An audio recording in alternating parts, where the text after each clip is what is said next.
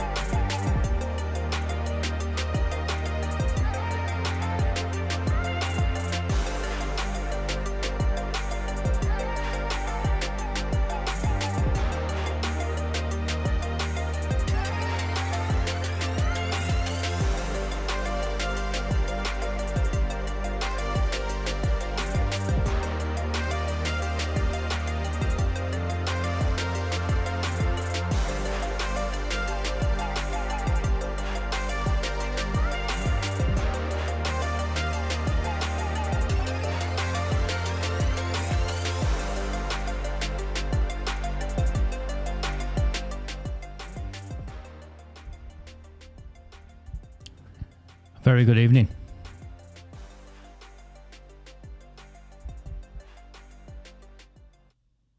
Hi. New setup. Sorry, so you'll have to bear with me. I've been trying to, you'll see yourselves what I've been trying to do. I've had an eventful week. And when I have weeks like this, I step back and remind myself that what is taking place now has took place before. And each time in our history where this has happened, where tyrants have mobilised their resources against those that dare defy them.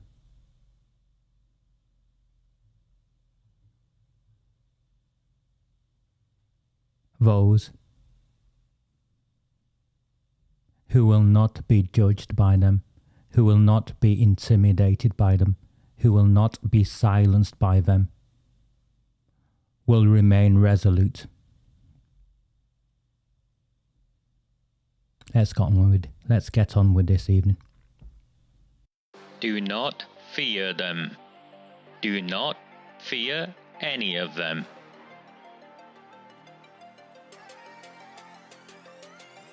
On the 20th of November 2003, James Ignatius O'Rourke McMahon was elected councillor for the Failsworth East Ward of Oldham.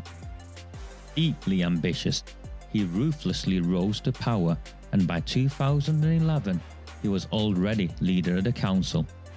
In 2015, exploiting a Labour Party loophole, he became MP for Oldham West and Royton. If only the people of the town knew then what they now know. Do not fear them. Do not fear any of them.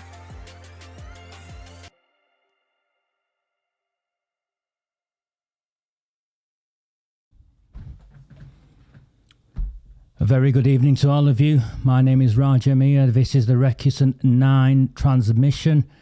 I am led to believe that we are more infamous than we have ever been before. And what can I say? What can I say? I did not realize that one man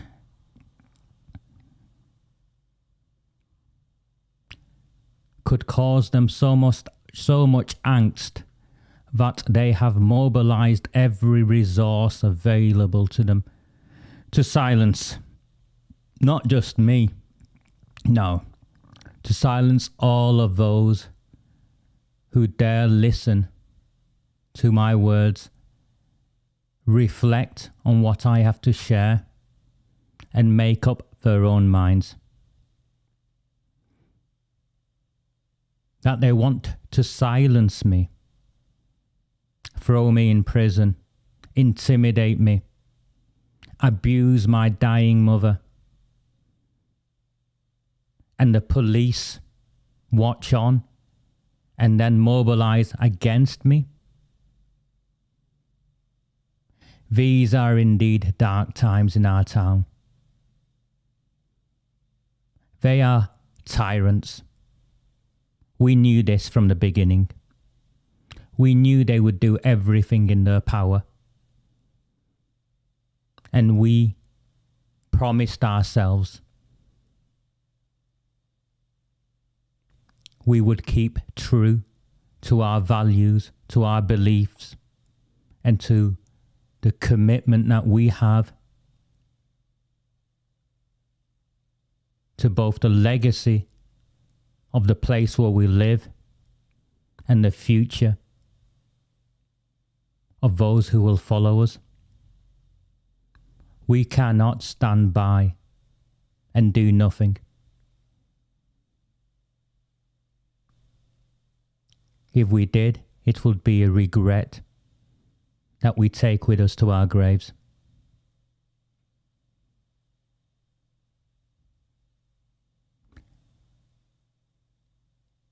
We've lost a few people since the last time we had this conversation together last month. People I consider to be friends who joined me on this journey have sadly passed. Nigel Mills, he would regularly call me in the early hours of the morning. I think he kept a different body clock to most of us. And all of the facts and figures I've pulled out to do with housing deals, money transactions, they were all cross-referenced by Nigel, who indeed himself went and would do his own research and due diligence.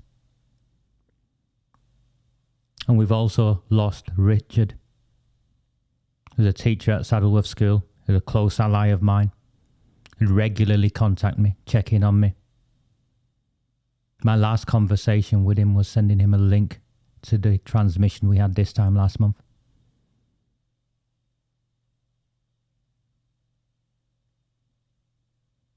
We can't let them win.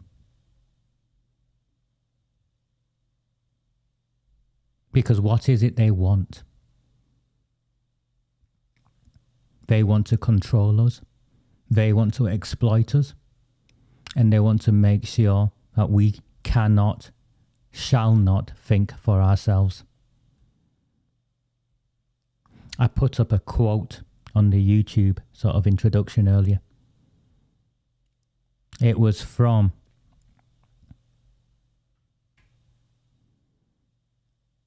one of the leading Chartists who spent considerable time in jail 200 years ago.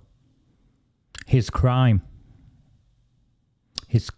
was using the term knowledge is power and publishing a penny pamphlets for the people. And what the government had done at that time was introduced a tax onto printed documents, newspapers, pamphlets, to stop the working classes, to stop people like you and I from reading, understanding, developing our knowledge, our expertise, and having a voice that spoke on behalf of us.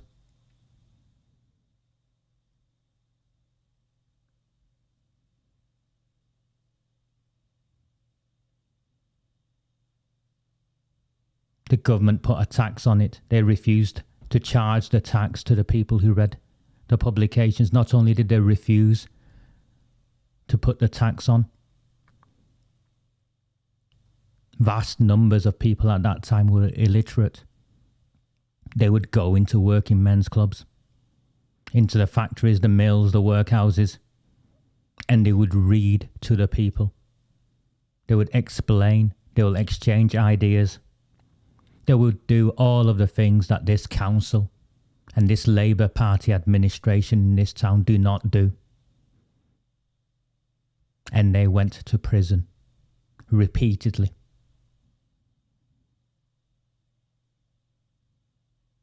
So that is where I draw my strength from,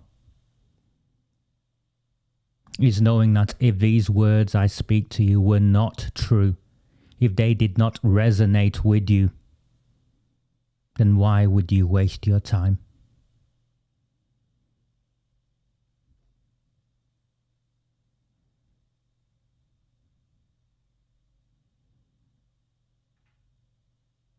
This is a free-to-air transmission. Please subscribe to the channel if you haven't subscribed before. The last time I did a free-to-air transmission, my unsubscribed viewers were 5 times those that subscribe. I think we know where a significant number of those come from.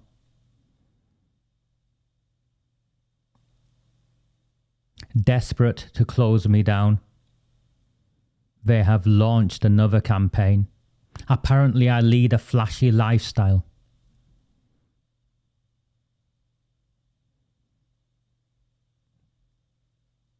And clearly, to the fake liberal middle class, metropolitan elite, a working class black lad like me should never have left the ghetto.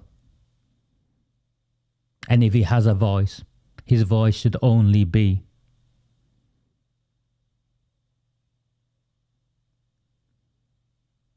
to speak on behalf of black people. It's a dangerous identity politics our country has found itself in. It's a space where race has been weaponized and people like me targeted. Because what we do is we rise above the walls that they have built over decades to separate you from I and I from you. And when we speak to each other, when we communicate with each other, when we share our hopes, dreams, aspirations, concerns, we find that we have more in common and more that binds us together. And this does not work for them. They need me to be scared of you, and they need you to be prejudiced towards me. Please like, please subscribe. My screen's this way today, so you'll have to bear with me. I'll just slip the camera so you can see me from the side whilst I look at the screen and say a few hellos.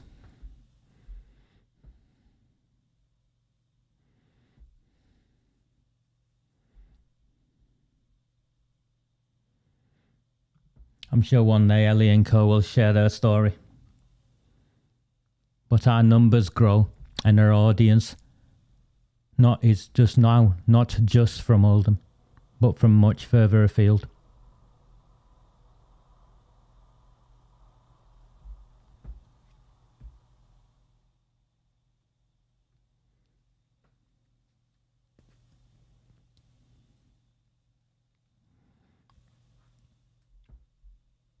If you can and if you want to, by all means, please do buy me a coffee, or buy me 2 coffees, or don't buy me anything at all. I understand it creates great angst for these people that you continue to support me.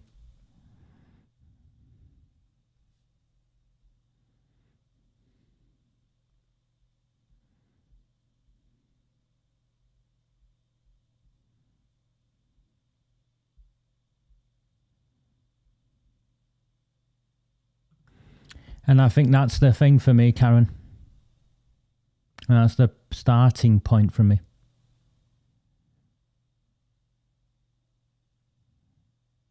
And that's why if I sound somber, it's because I am.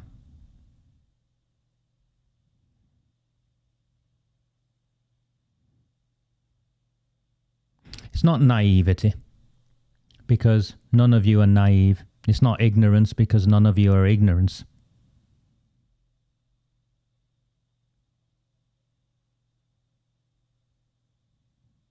And whilst it's easy to say no one reads what these people say,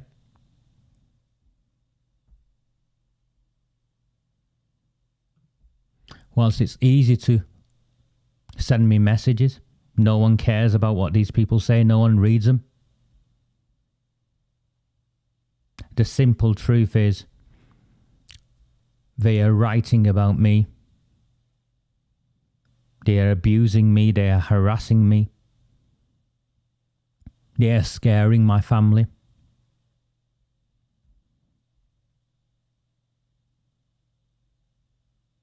And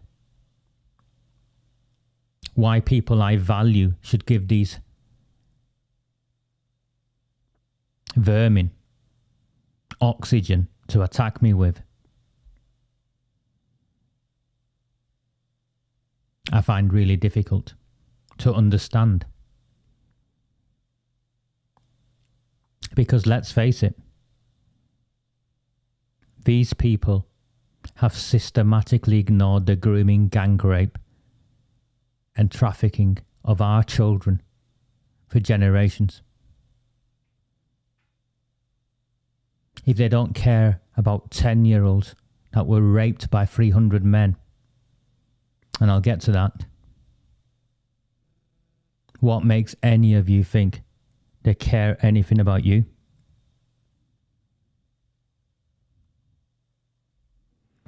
Just give me 1 second, please. My friend Evan can't seem to get on. I don't know why.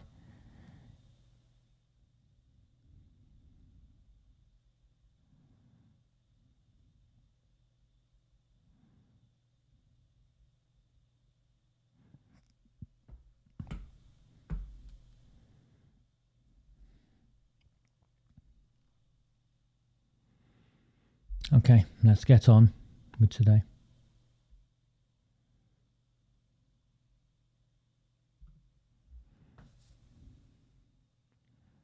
The simple truth is that the firebombing of AROOJ SHAH's car, which has now gone ominously quiet, what took place was clearly an attempt to frame me.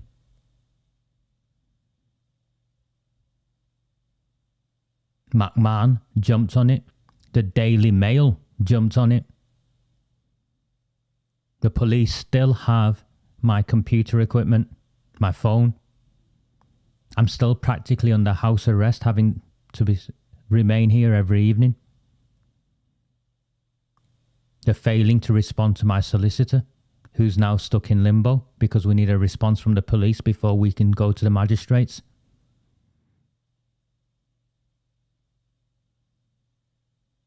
This is nothing other than systematic abuse and harassment.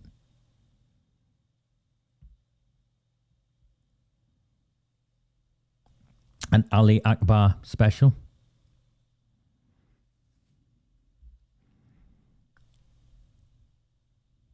The Daily Mirror went with this story.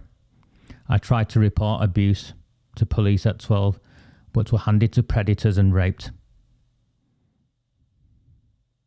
Those of you who follow the Recusant Nine page will know this story is not new. I published it over a year ago.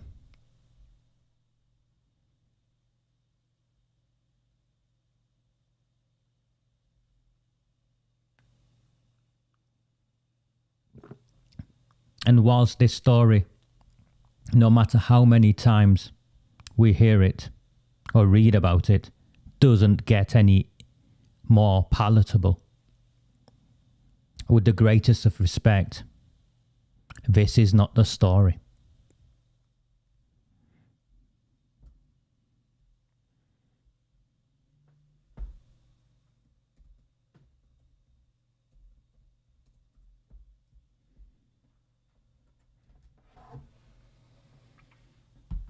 Let me bring it up for you.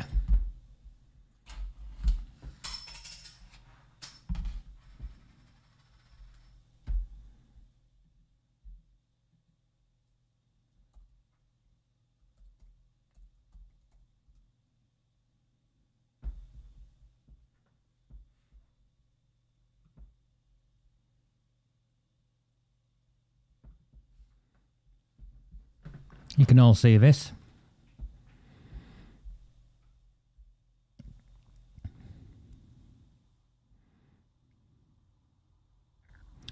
This is a story written by Geraldine McKelvey.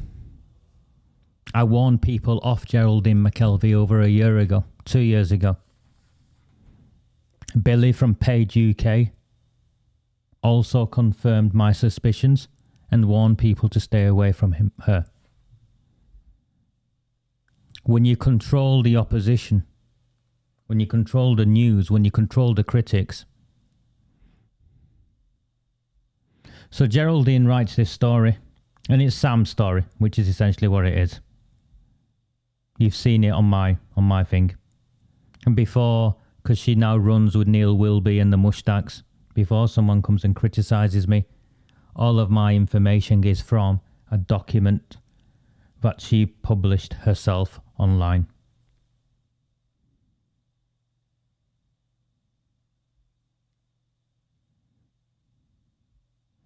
So essentially this is a young woman who went to the police. The police kicked her out of the police station and handed her over to two Asian men, Muslim men, and said they'll take you home. They didn't. They put her in a car and took her away and raped her. And then someone else raped her, and on it went, and on it went, and then the cover-up started.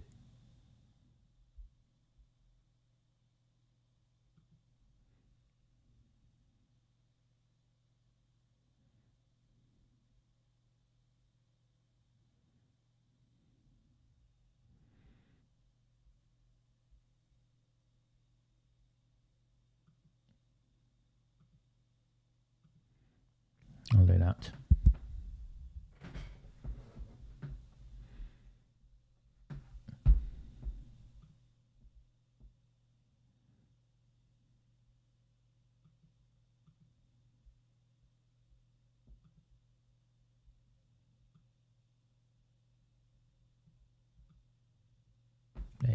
That's better.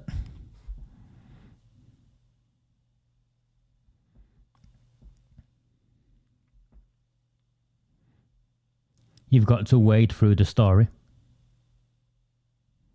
Make a way through it.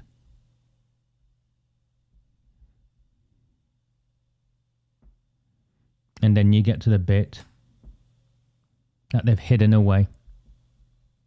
And sorry, I've not been posting on Facebook for a number of reasons. One of them is because of the attack on my mother, which I'll get to later.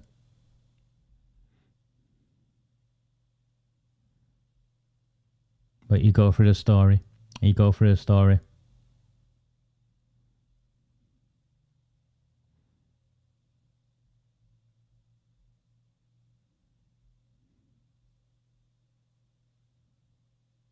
And then you get to the interesting bit right near the back end. And I don't mean interesting in a detrimental or disrespectful way.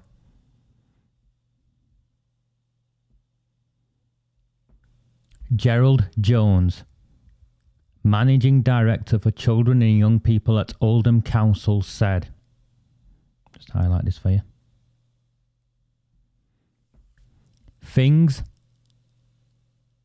There were times when vulnerable people did not receive help they should expect and deserve.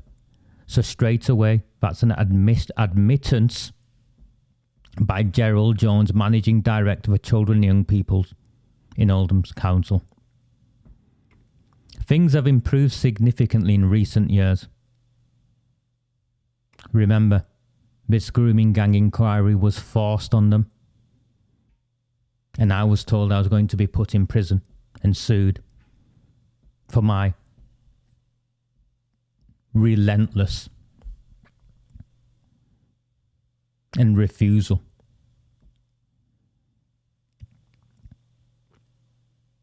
to step back, stand back and watch the children of my town groomed and gang raped by people who look like me.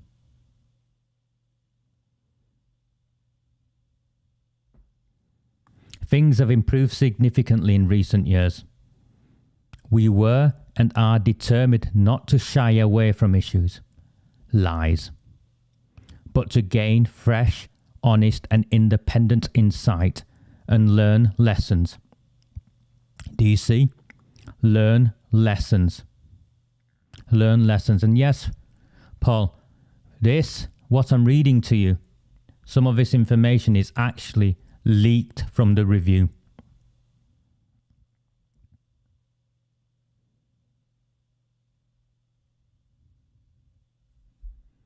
Evan, I'm glad you got my message and you managed to get on.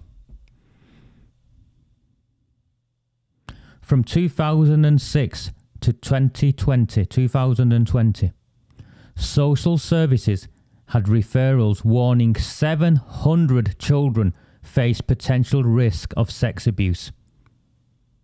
That's the ones they're owning up to people. 700. One victim was targeted at 10. This is from the review. One victim was targeted at 10. And another in care was raped by more than 300 men from the age of 12. Since 2014, Greater Manchester Police identified 318 offenders in Oldham. Do you hear that?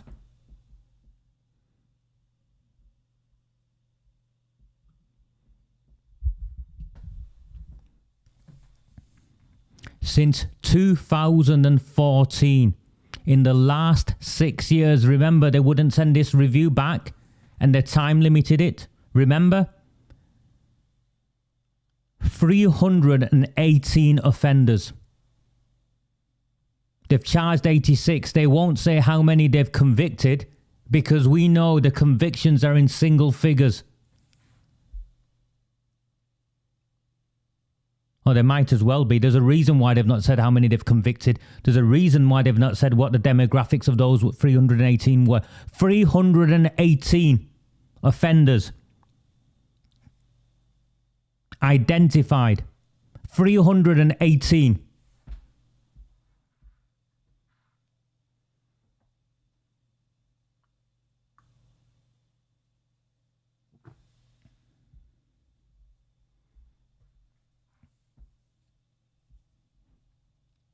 We're taught to bury the news at the end after bad news.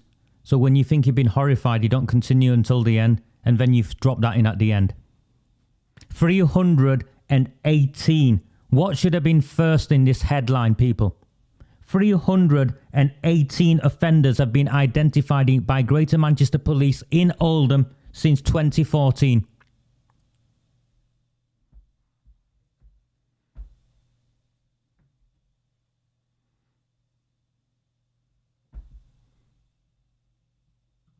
And he would have known this at the time. And if he didn't know this, then it's a dereliction of duty.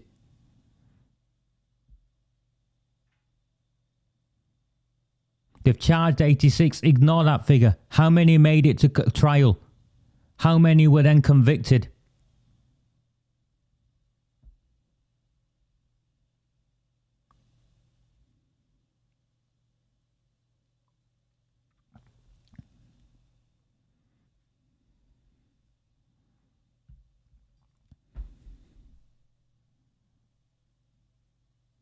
And I will tell you, Sue, why they have not been charged.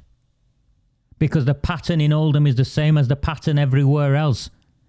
These children did not matter. They were white trash who were making lifestyle choices.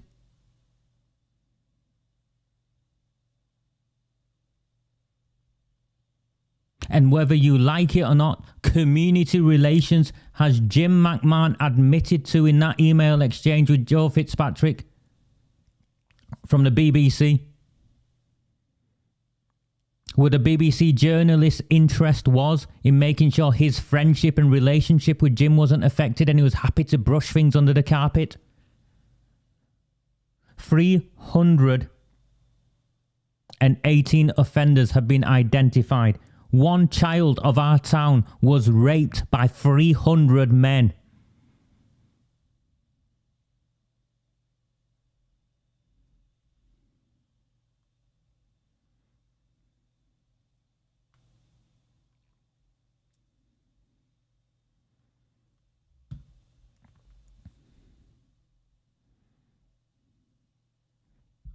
And yes, that's what I believe, and that's why they're after me. Because a common denominator is not just the demographic of the victims, not just the demographic of the offenders, but the culture of the councils and the block vote in those towns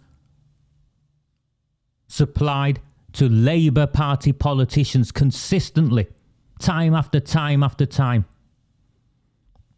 Community relations. Not my community. There is not a single brown-faced man or woman that I know that would stand back and watch any child be raped. This is the real racism. Why does racism exist in our town? It's because of their failure to act, not because of me bringing up these issues.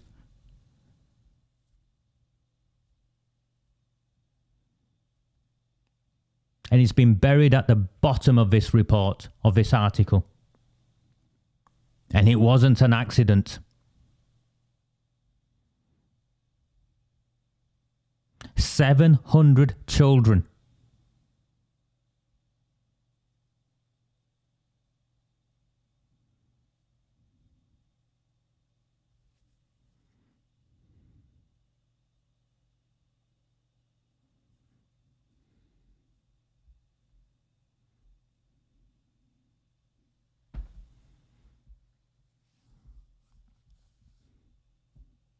As we speak, they are editing the investigation report. I'm sure there'll be more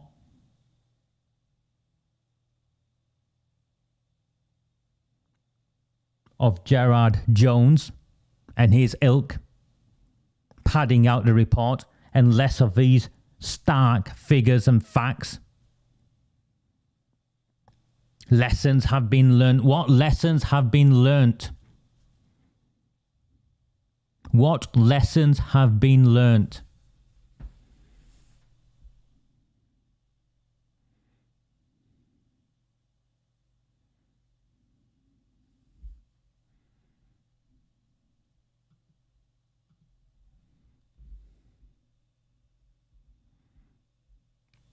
My friend Oldemai messaged me earlier.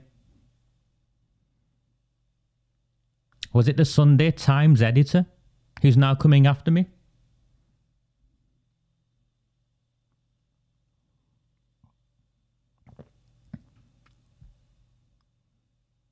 I ask each of you a very simple question. Would anyone in our town would ever have this information if I had not stuck my neck out? If I had not continued despite the relentless abuse, harassment, intimidation, threats?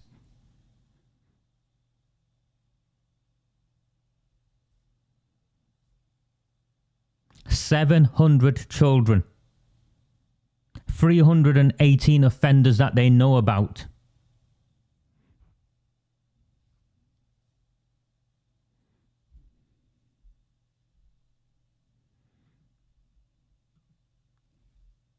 If only that was the case, Sue.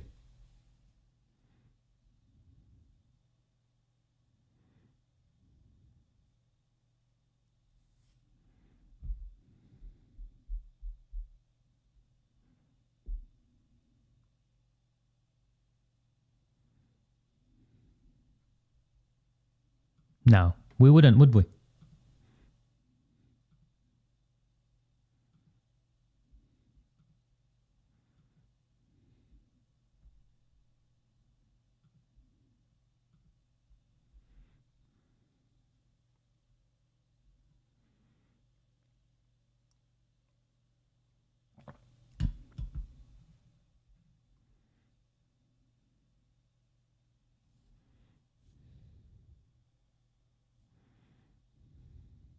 And you're right.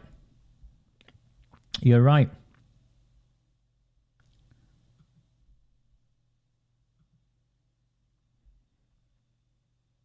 The opposition were neck deep in it. They were covering their own child sex offender counsellor, Councillor Rod Blythe, hidden from all of you. They all knew, but they hid it. And when I released it, the press that they fund, it's not even secret, they fund, was keen to rewrite the narrative to say, oh, but he didn't do it on the council equipment. He was a governor in schools. He had access to young people over a 20-year career, and there's not been a single investigation taken place or a report produced of any kind by this council regarding the Lib Dem councillor Rod Blythe, 20-year plus councillor.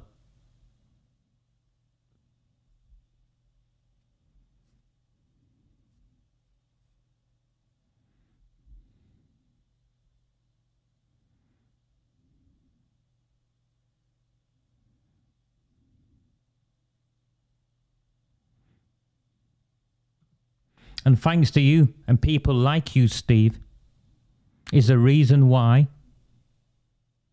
I'm still here. Because we know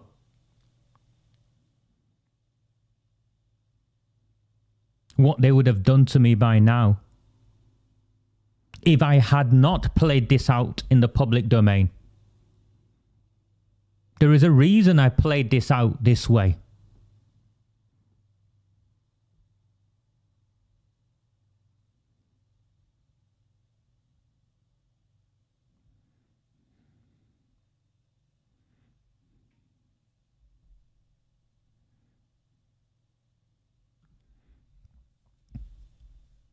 My daughter goes back to school like many of your children, I suppose, tomorrow.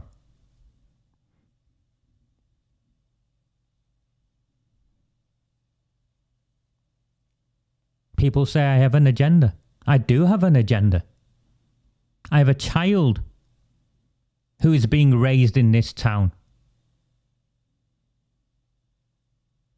That makes me have an agenda, then I'm fine by that.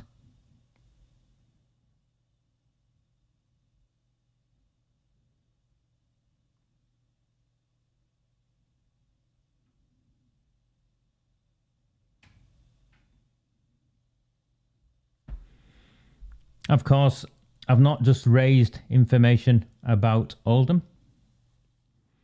I'll bring this up.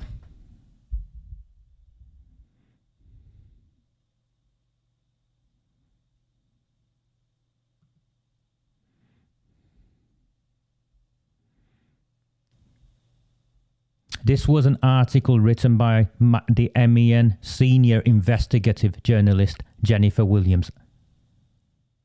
She's a liar, a proven liar, who relentlessly came after me and lied repeatedly about me. Once again, and this is from last year, have a look at the date, the 22nd of June last year.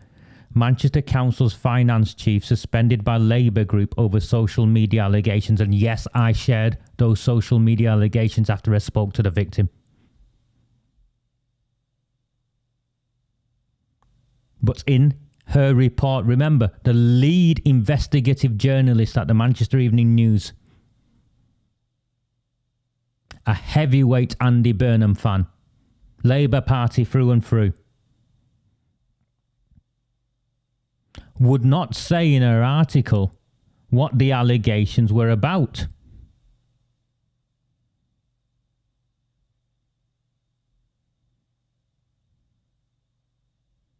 Do you see how you manage the news in this town or in Greater Manchester? Fast forward a year. Even then, look at this. Former Manchester councillor Carl Ollerhead charged with sexual offences against underage girl. There is a term we use when describing what sexual offences against an underage girl, which means child. Child. Do you see how they're even manipulating the headline?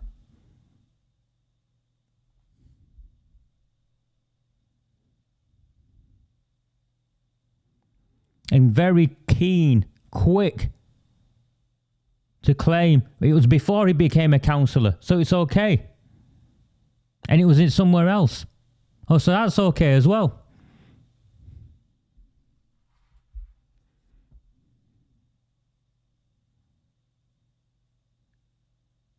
Oh, and look. He was a member of the council for Didsbury West, a Labour Party councillor for Didsbury West. Before his suspension, Mr. Ollerhead was serving as the council's executive member for finance and human resources. So it makes it look like he was suspended, yeah? Let me try and bring something up. Just give me 1 second. You might as well see my Twitter.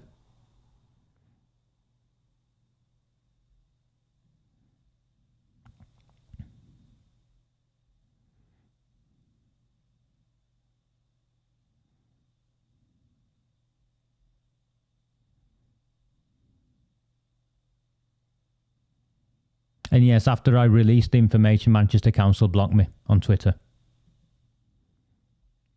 This is a city whose counter-terrorism strategy I helped devise.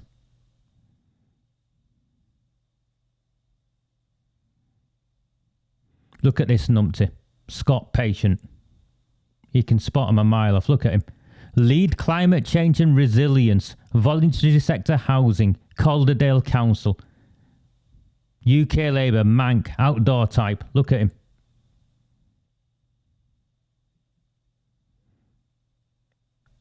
No longer council, and these charges relate to a period before he was. Good to see they booted him out when these allegations were first brought to light. No. Have a look at this. 2020 to 2021. So this is up to the end of March this year. Remember they suspended him last year in June?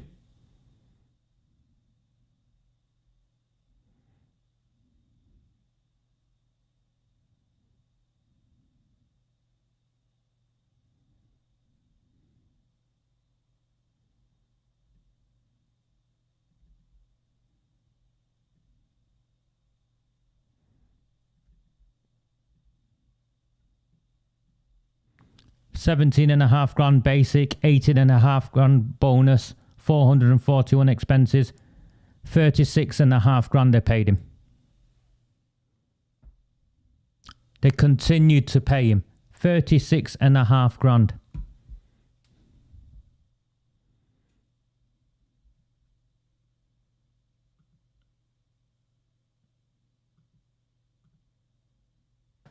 £36,500.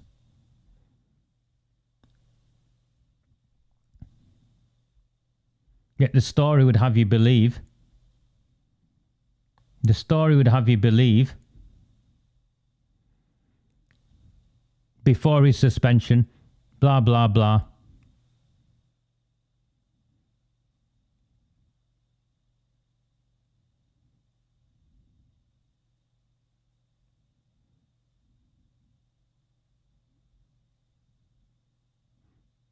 A spokesperson for Manchester Council said Carl Ollerhead is no longer a councillor and these charges relate to a period before he was. No! Again, they missed the point. They missed the point. Where is the investigation, the internal investigation by Manchester Council to make sure Carl Ollerhead did not have access to children whilst he was a councillor? Exactly the same as Rod Blythe. Where is the investigation?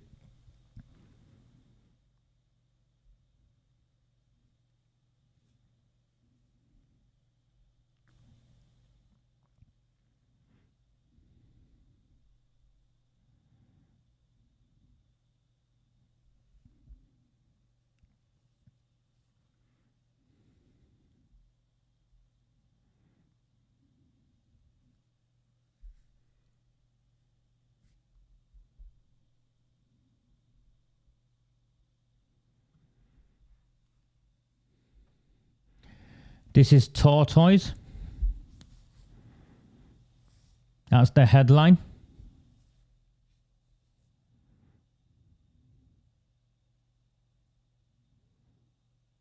You see two stories, big local lies and smear.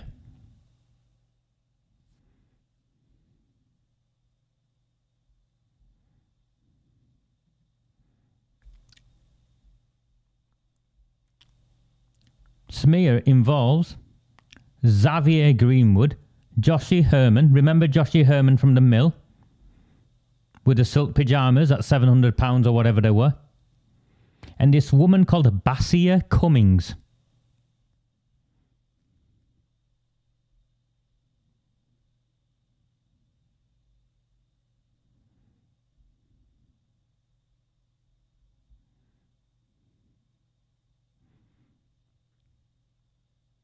This is a quote, by the way, from the young woman at the time regarding Councillor Carl Ollerhead.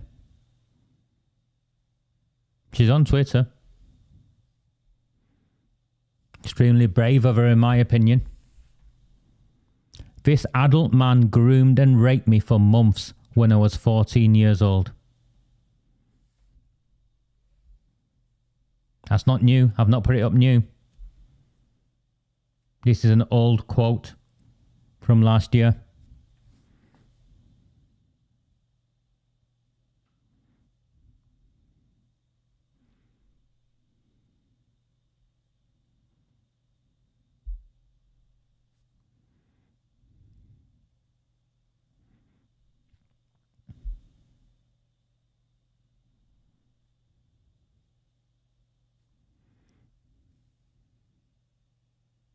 So, it started with, as featured in the Sunday Times, and they've had a tiff, by the way, the Sunday Times and this Tortoise lot, over who broke the story of this fake news of Sean Fielding.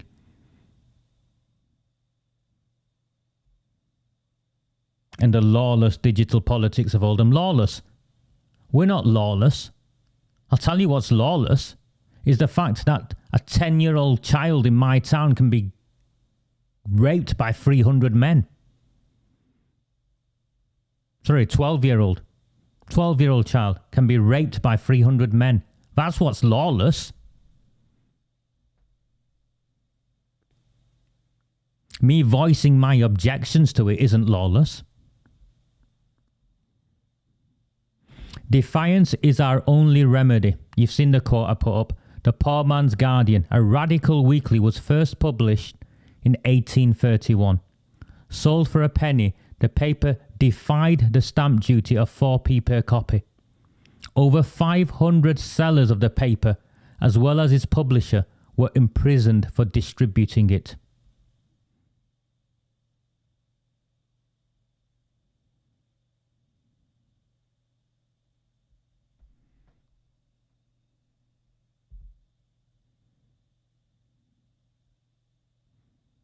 Established contrary to law, to try the power of might against right.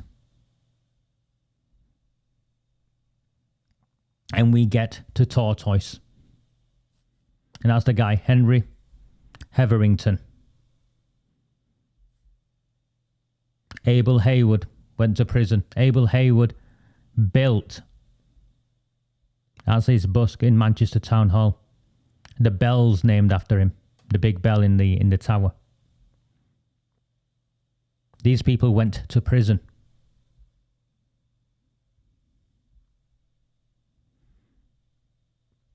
So this popped up.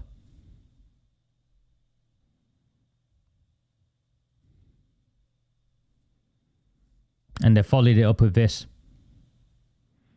Apparently, it's the terrible decline of the regional press which has led to me having this space. How about I have this space because I am of this town. I understand my people, and my people trust and relate to me. But no, it can't be anything we've done. It's because of the terrible decline of the regional press. Says Tortoise from London.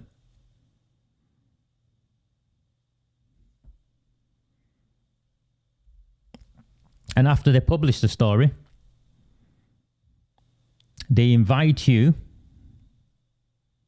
to pay to sign up for a 40% discount.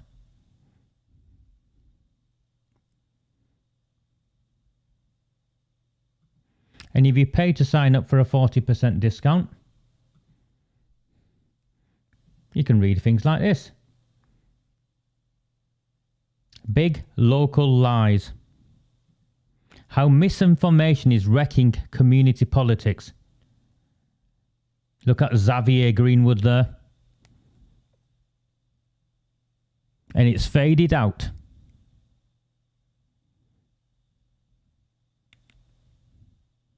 But there you go. Put your email in. You'll get a couple of months free.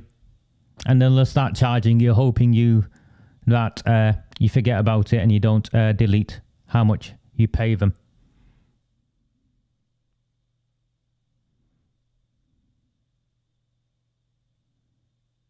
And pay them you do.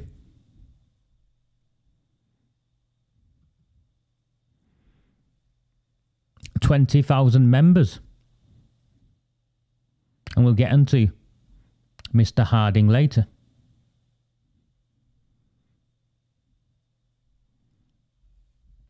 Tortoise be more than a rich person's club. That's the Guardian.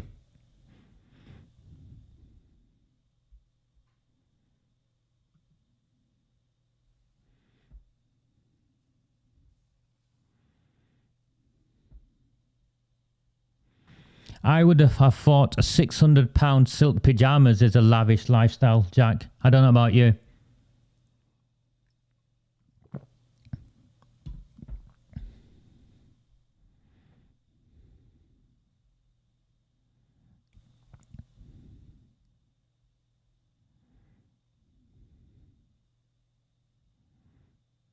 Do you see? Start your free trial. Already a member.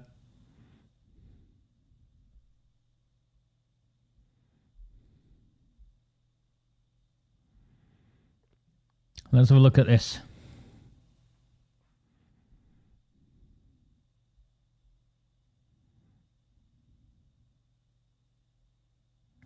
They're still going with this nonsense.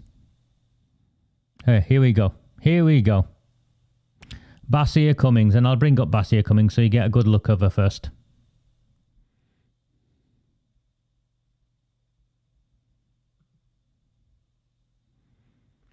This is Basia in Shoreditch. That's right, Shoreditch.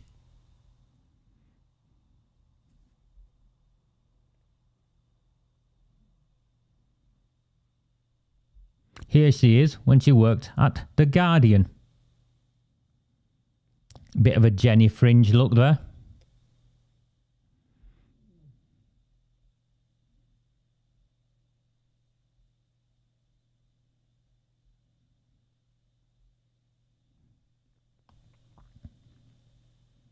Some background to Tortoise.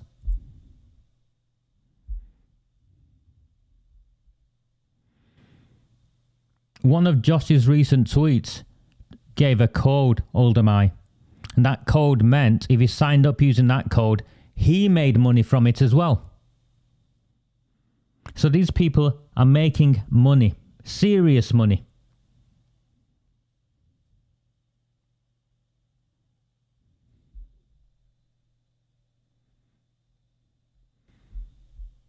And here is the one and only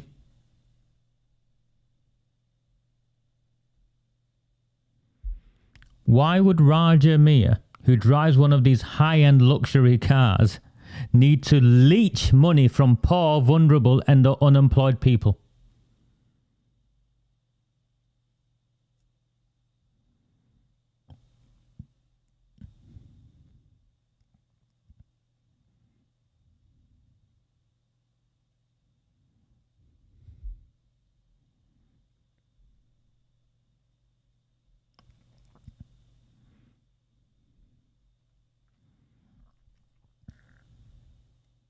James Harding, who co-founded Tortoise.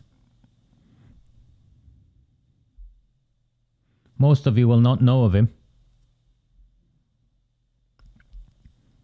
He was the head of BBC News and he left in October 2017. Ignore this Guardian piece where it says Harding is an affable and well-liked person.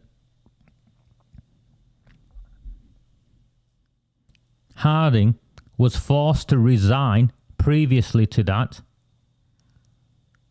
whilst he was in charge of the Times, I think it was, where the journalist was arrested in a computer hacking probe. Remember the Leveson inquiry? Remember the phone hacking? Well, the phone hacking guy in charge of the newspaper at the time is now the co-founder of Tortoise.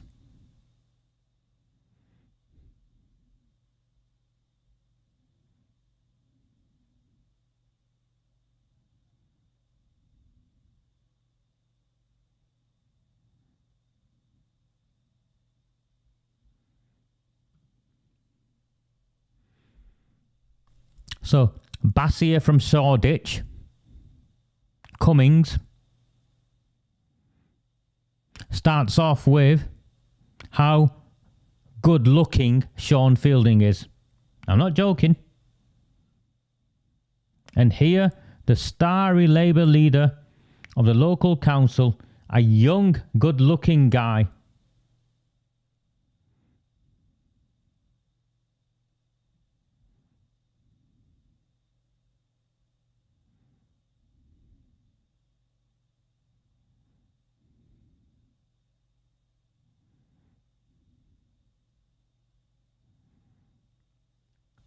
Makes reference to Sean Fielding being introduced by Andy Burnham during the pandemic. Complete amnesia to Sean Fielding going on holiday for 2 weeks to Lanzarote against government guidance during the pandemic.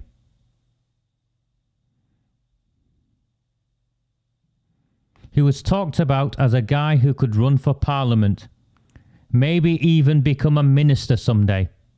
Who was doing the talking about Basia? His mum.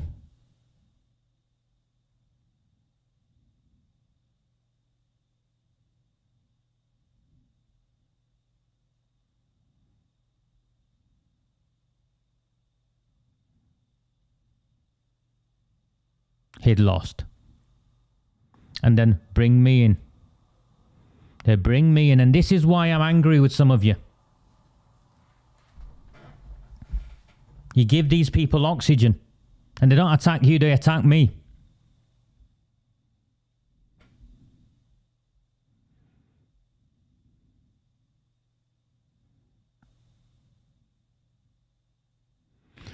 For 18 months, Sean Fielding had been the target of a campaign waged online. He'd been accused of terrible, terrible things, of corruption and fraud.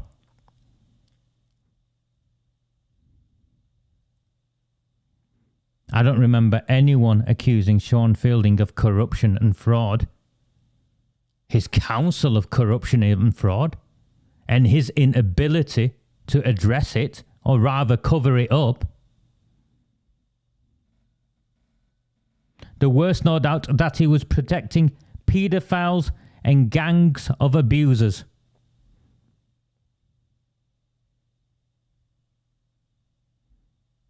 Sorry, I'm going to go back to it.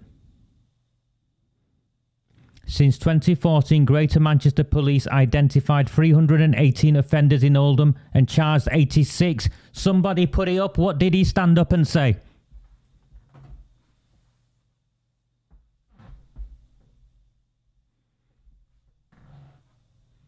What did he stand up and say? Not once, but twice.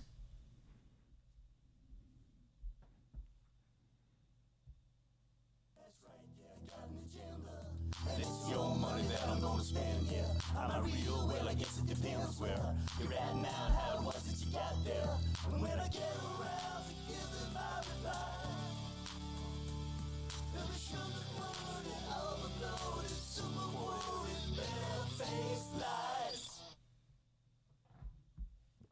Indeed, Paul.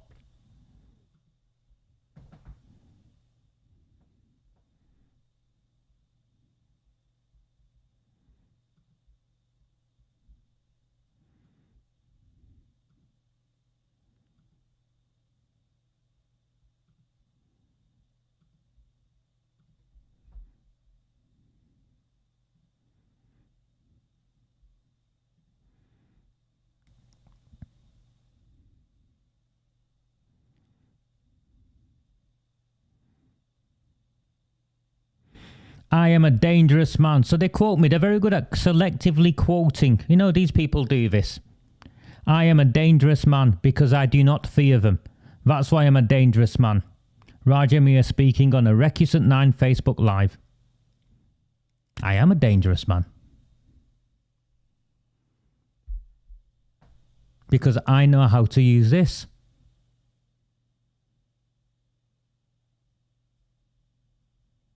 If I wasn't a dangerous man, these people wouldn't be lining up to take me out.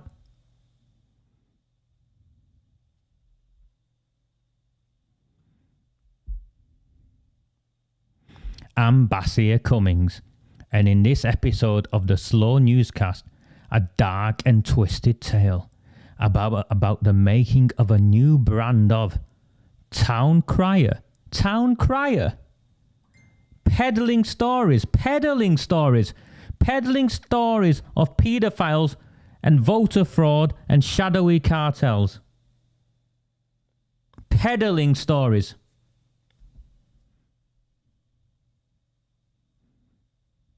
With the help of my colleague Xavier Greenwood, and in partnership with the Mill, where we're sharing our spoils. This is the story of a self-styled truth teller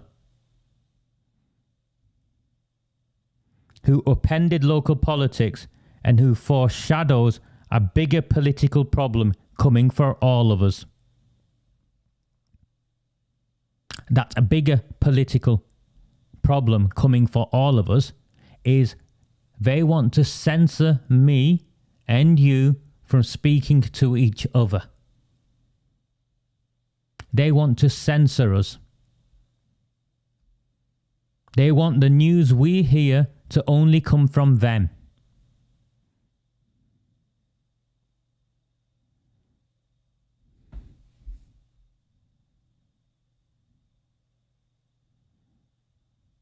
So here's Joshie Herman.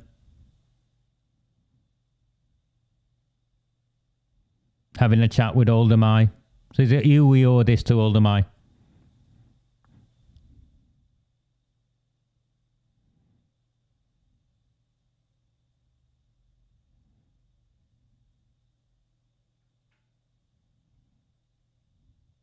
Well, if Joshy was slowly reeled in, Joshy never spoke to me, did he?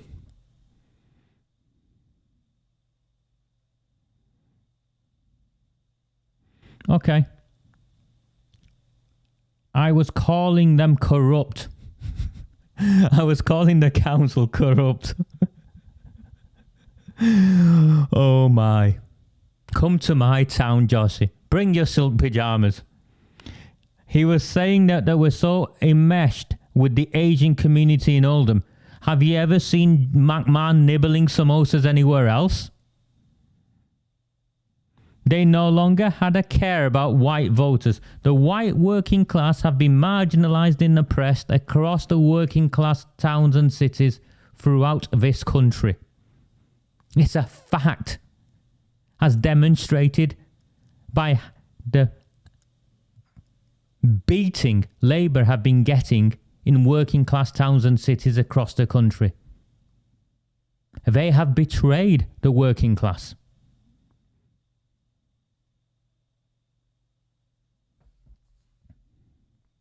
Apparently, whilst he didn't have any authority to talk about the allegations, they looked conspiratorial and strange.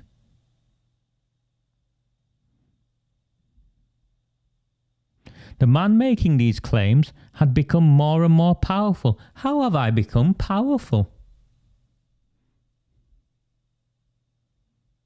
Am I a mobster? Do I carry a knife or a baseball bat or a gun or a couple of grenades? How had I become powerful?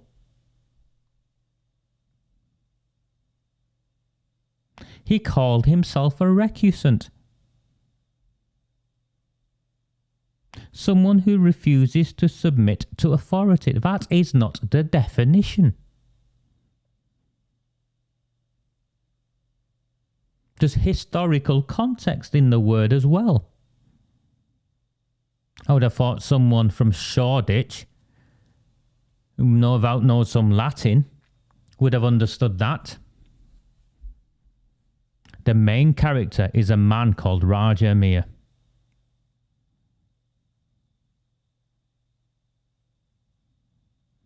If only the people of the town knew then what they now know. You've already answered me the question. How many of you knew of the grooming gangs? How many knew of postal vote fraud this way? You knew of it, but how many of you knew how it was done? How many of you knew AROOJ SHAH hung off the arm of mobsters? How many of you knew Oldham Central Mosque had been secretly funded by the council? The list goes on and on and on and on. But according to her, it's a paranoid world of QAnon.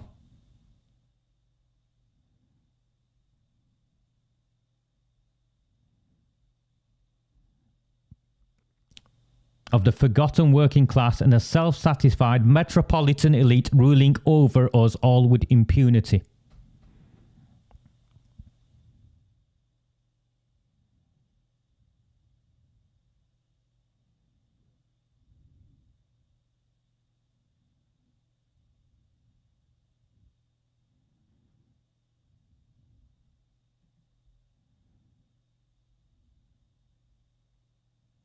Apparently, I was growing a substantial following. And over time, these ideas had taken root in the community. These ideas of the weaponizing of race and the favoritism of one community over another had bugger all to do with me. They'd been embedded in this town for at least 30 years that I know of.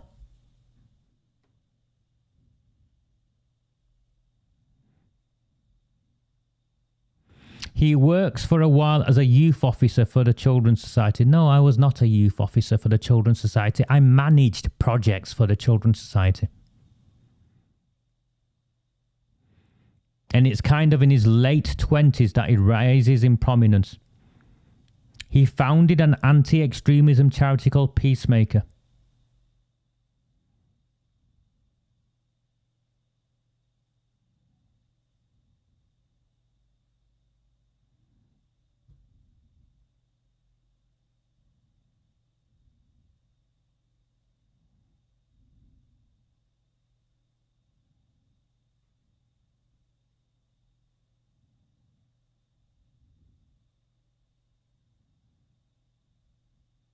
This is great. And suddenly the need for someone like Raj Emir, who says that he can reach across community boundaries and bring people together, and he can counter segregation and counter extremism. He says that he can. No, I have a 25-year track record of demonstrating I can, you silk pyjama wearing knob.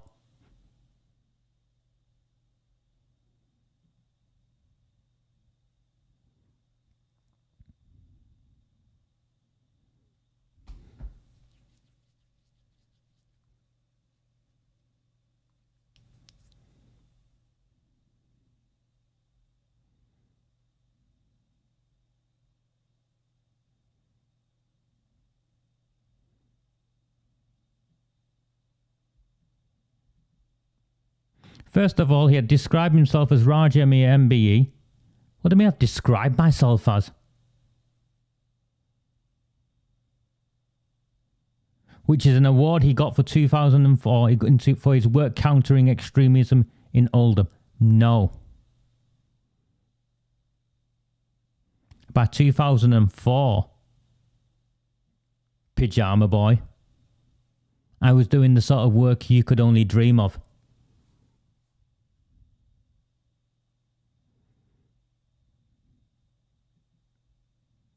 He would also say he grew up in a working class Bangladeshi family in Oldham. What do you mean? I would also say. It's a matter of fact where I grew up, and it's a matter of fact the background of my family.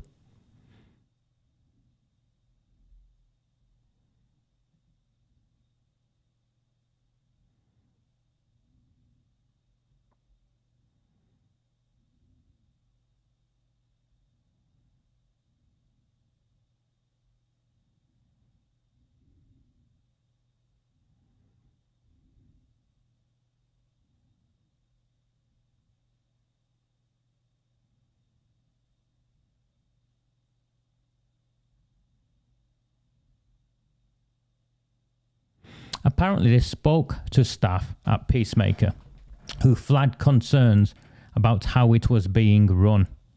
They won't name the staff. They were suspicious of what was going on with the money.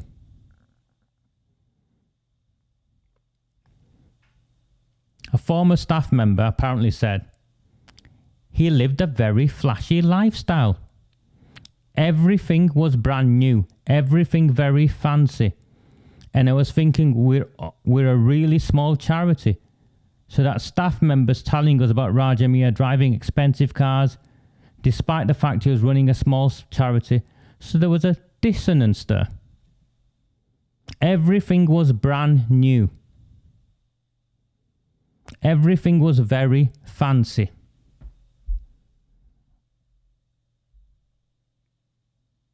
They're criticizing me building an organization where we invested money in nice equipment for the staff and in ample resources.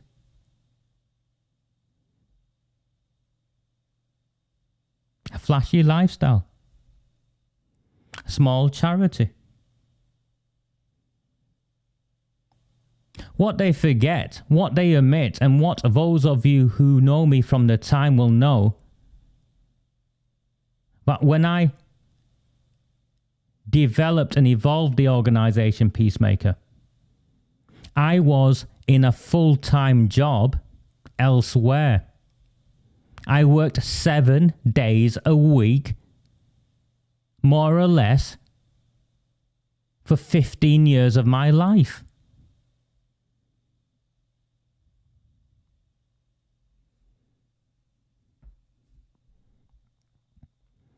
In 2011, Peacemaker closes down with debts of at least 200,000. My last act, whilst I was employed by Peacemaker, was securing them a national lottery grant of the best part of £250,000. If an organisation closes sometime after I've left, I think the only thing it demonstrates is how hard I worked to keep it going for over a decade. 15 years, give or take.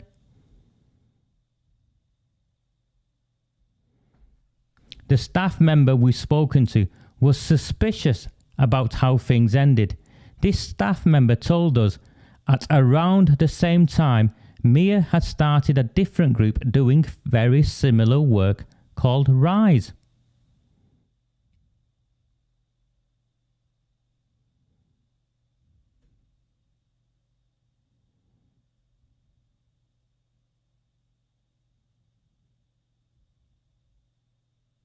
Why close down the one that's won you an MB? I didn't close it down, you stupid woman.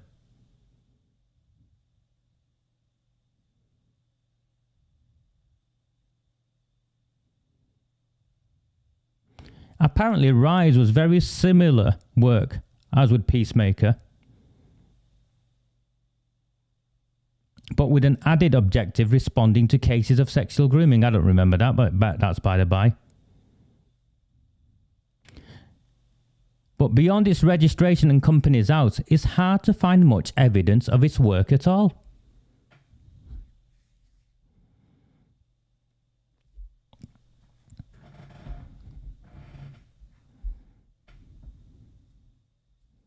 Apparently they spoke to someone who didn't come to meetings.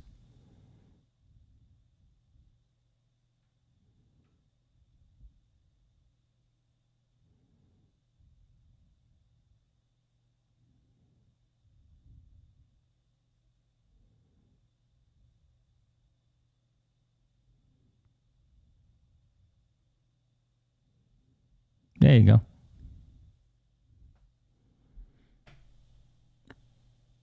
What was Rise?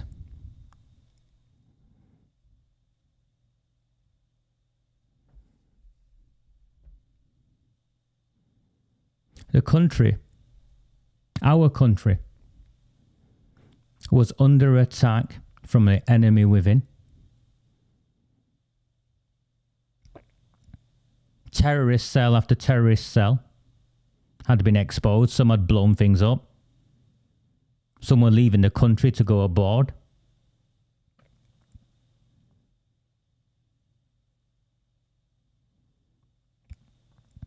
And I ended up working in a space with convicted terrorists and people on the government watch list, managing contracts, delivering contracts,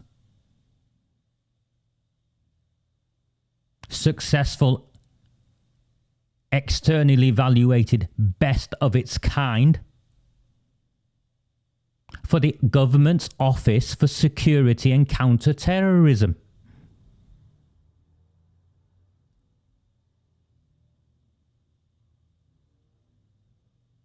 Did Basia Cummings, the daft bint, really expect me to take 12, 13, 14-year-old children, which was the core work of Peacemaker, into prison cells to work with jihadists, into secure units with young men who tried to make bombs to blow up their schools?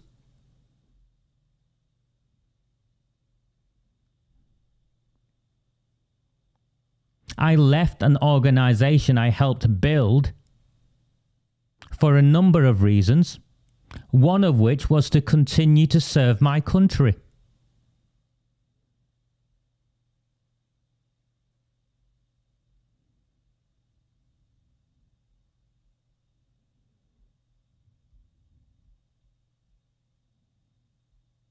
And so they carry on with the schools.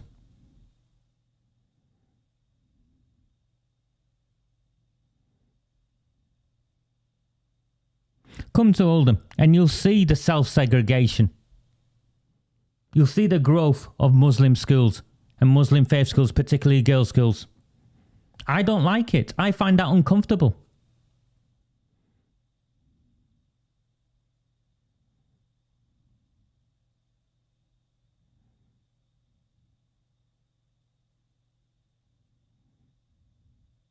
Apparently the headmasters kept changing, according to a parent they spoke to, who'd only kept the child in for a year, but the headmasters kept changing.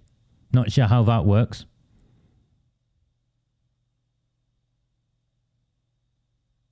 I think during my time, they had 2 headmasters in total, over 4 years.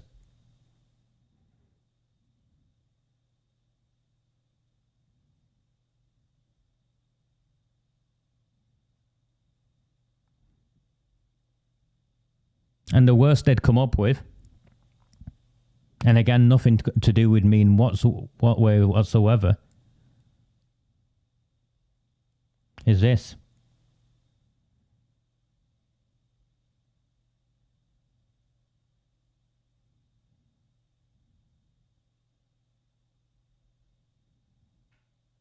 Apparently the school lost some paperwork to do with some glycose gel he needed.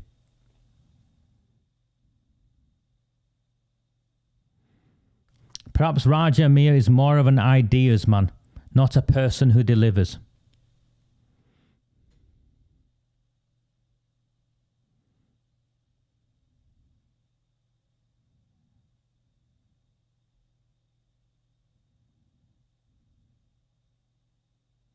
A teacher described Mir as charismatic but narcissistic.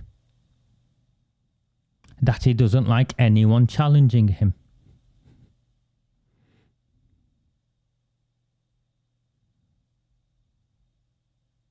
So the schools get closed down. They go through all of that. Apparently, Schools Week, a newspaper, reports that Mia has been secretly blacklisted. Complete lie. Schools Week can report it, but it's a complete lie. Missing financial information. Again, report after report's been published. Nothing to do with me. £1 million in debt. Apparently £2 million to me. I wish. When I put this to Raja Mir, he didn't respond to questions about his time running schools.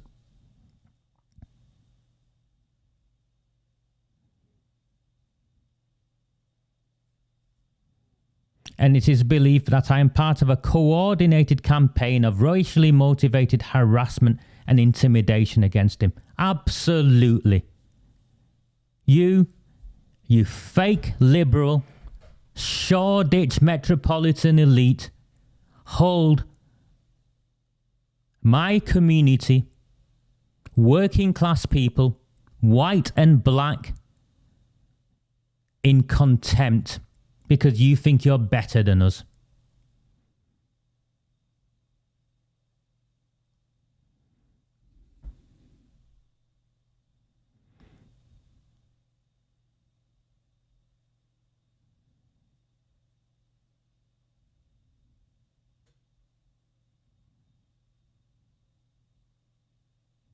Apparently, I go on about the local mosque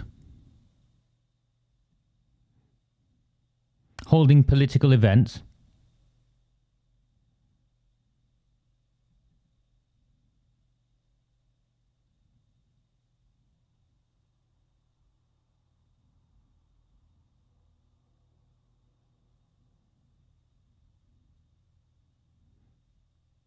In 2019, 6 men were convicted in Rotherham. J report. Maggie Oliver.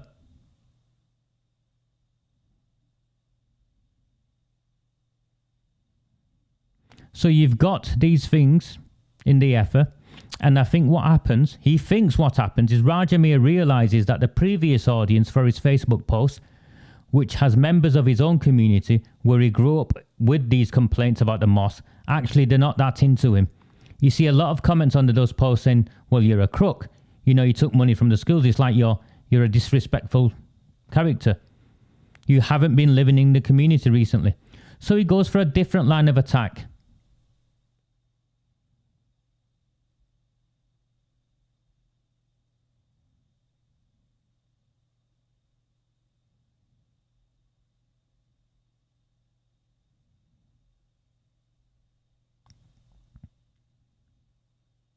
I didn't go for a different line of attack. Do you see how this is why when you lie and you twist the truth, it all unravels?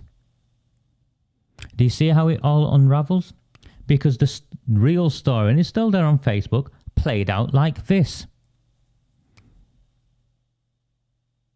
The mosque was secretly funded by Oldham Council. It's now a matter of fact.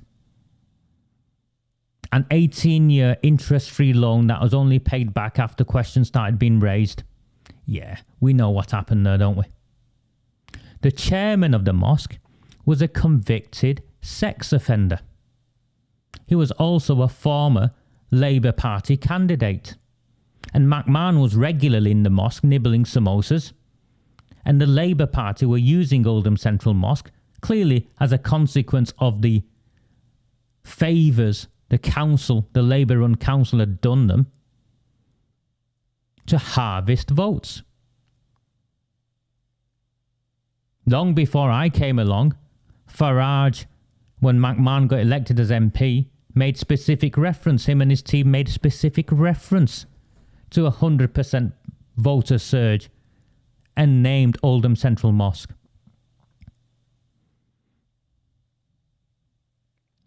So you've got a mosque embroiled in postal vote harvesting, where the management committee are almost all exclusively members of the Labour Party, and McMahon comes and goes nibbling samosas as he pleases, and the chairman is a convicted sex offender that the council refused to act against, and as a consequence of my campaign they were forced to remove him. And McMahon now no longer goes to the mosque to nibble samosas. And people from within my own community are fighting postal vote fraud and voter fraud, which is why we've got a High Court date case looming in the town.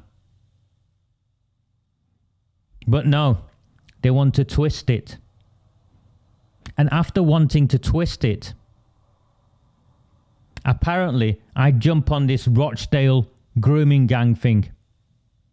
Let's be clear how that happened. Because I had stood up, rolled my sleeves up, took the abuse, and fought to have a convicted sex offender removed from the position of chairman in my mosque. Because of that,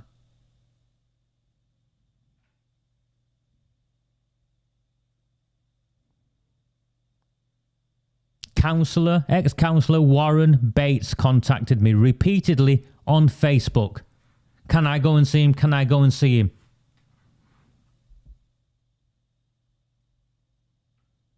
I'd never met Warren Bates in my life. I went to his house. He handed me over a sequence of emails, badly photocopied.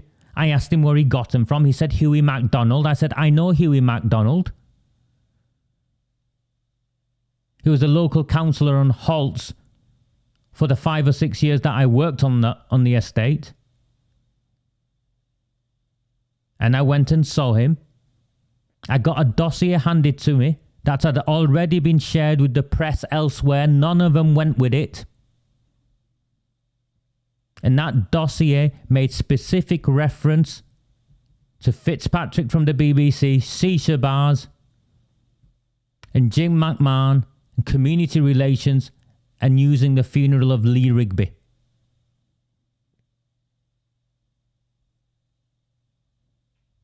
That's how we got here.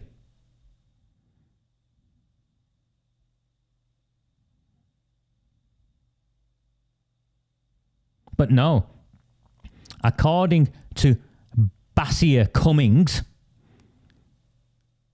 and the rent boy from the Labour Party, Joshie Herman,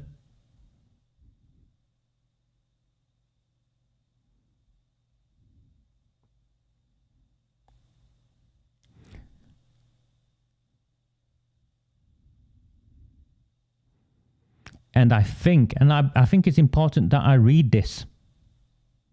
And I think when I speak to some people in Oldham, you get the impression that they almost assume there's a similar Rochdale style street grooming, because there sort of has to be. It's like, well, it's happened in Rochdale, you know, and it happened in Rotherham, and it happened in Telford, and it happened in Oxford, and these places have big South Asian communities, so it sort of has to be happening here.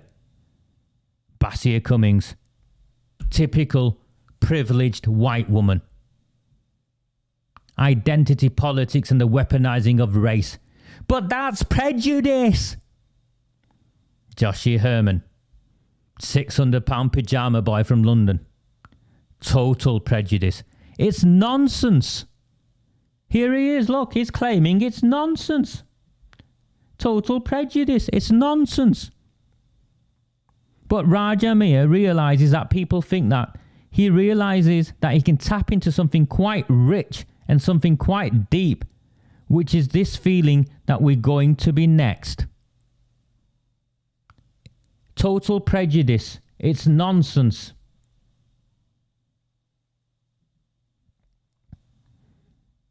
From 2006 to 2020, Oldham Social Services had referrals warning 700 children face potential risk of sex abuse. One victim was targeted at 10 and another in care was raped by more than 300 men from the age of 12.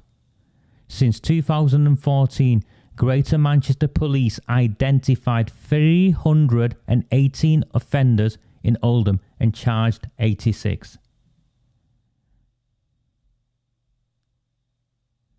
I don't think there's any need to go on with what these two muppets with Sean Fielding have to say, do you?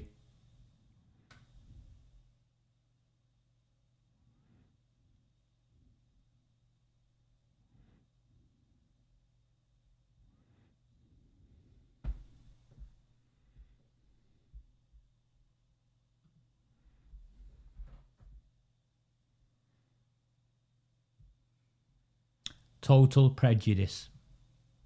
Make believe. I've made it all up.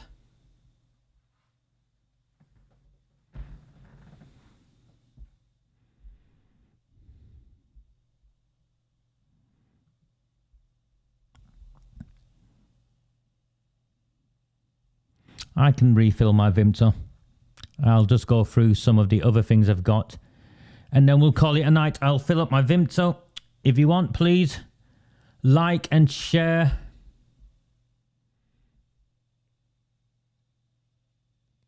And feel free to buy me a coffee, because they hate it. They absolutely hate it. I'll bring up the bit.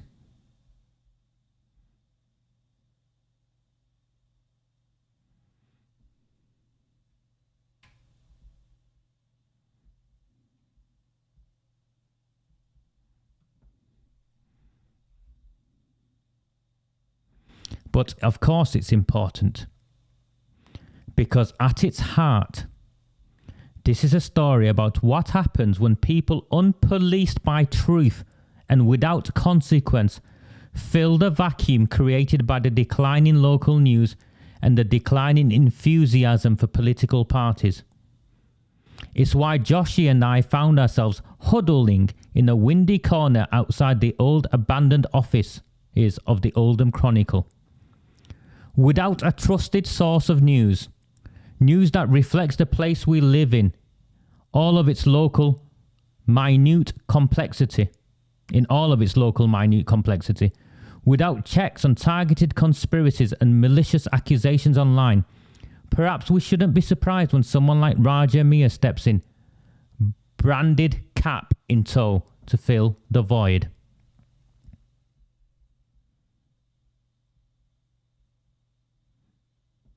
Branded cap in tow. Can James Harding's Tortoise be more than a rich person's club? 20,000 members 2 years ago, each paying £6 or £7 each. Here she is, Basia Cummings from Shoreditch, Basia in Shoreditch. And after that article went out, advertised Facebook and everywhere else, the summer sale ends soon. 40% off the usual price. Please do buy me a coffee. Or you can sign up to these idiots if you want.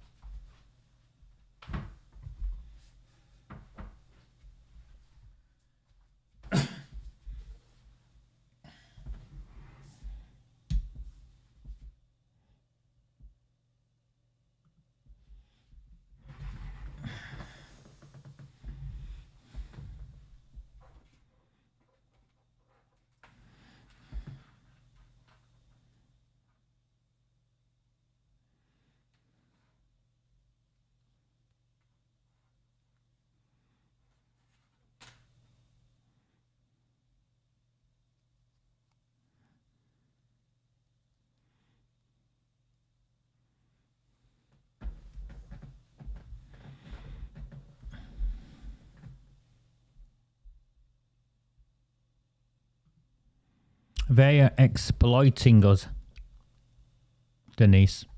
That's what these people are doing. They're exploiting my people. And they have twisted it. Apparently I make thousands a month. I wish.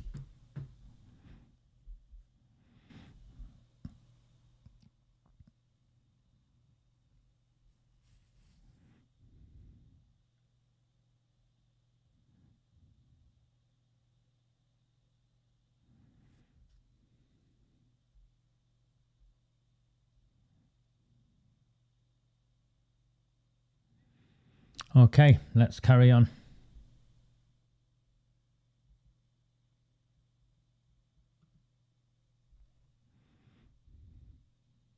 That's who these people are.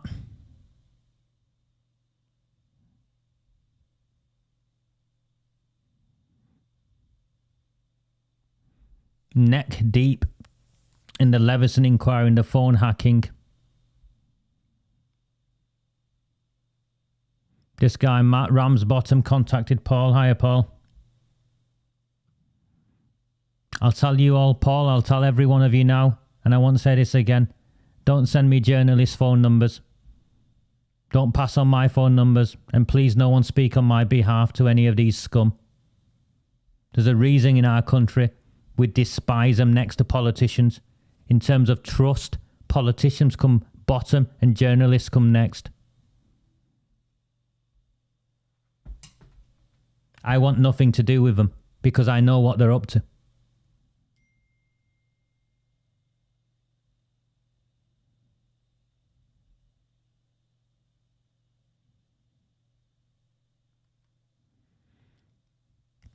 This woman, there's something interesting going on with the local press. A refugee charity found in Oldham uses social media clown image of her to back cause. Apparently she was harassed. Remember these guys? This is her, Sally Hyman. Sally Hyman is a racist. Paula Phoenix is a racist. These white women are racist. And I'll tell you why. Both of them made reference to me. Well, Sally Hyman exchanged words with me over the last month or so. And Paula Phoenix does the same. This is her in reference to me. He's just like Priti Patel, forgetting his roots. How dare you? How dare you?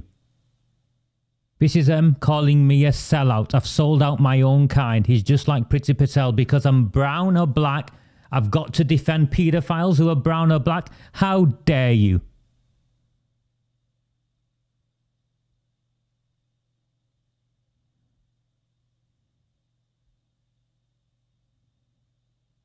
Apparently I'm as vile as the grooming gangs.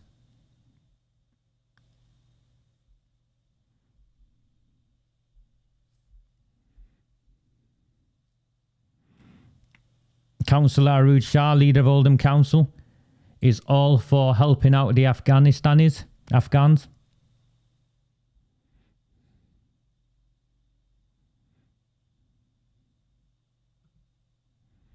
This is the article. Relentless articles at the moment in the Oldham Times promoting the council. Oldham will not turn its back on anyone that needs help.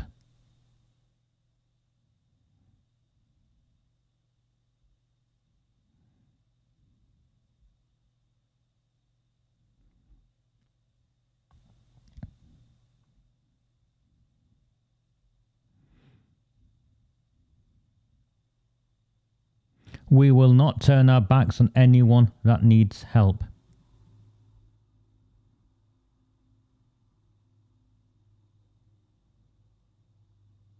Do you know what the help looks like? And do you know what's going on in the background? Oldham finds itself cash-strapped at the verge of bankruptcy. 5,000 officially on the waiting list for housing after 11,000 were took off the list and not put back on to artificially reduce the waiting list. Schools, hospitals, doctors. You've seen the HMOs. You've seen the challenges we face ourselves, but that is not what I'm making reference to. Of course we should help, but what is the strategy for helping? Because if you don't have a strategy for helping, you're only making it worse. And is Oldham the best place for these people to come to when we have all the challenges we already have? Gesture politics. Bandwagon jumping. And disingenuous, because my information is that for every refugee or every person you take in, they get £10,000. If they're taking 1,000, they've got 1 million.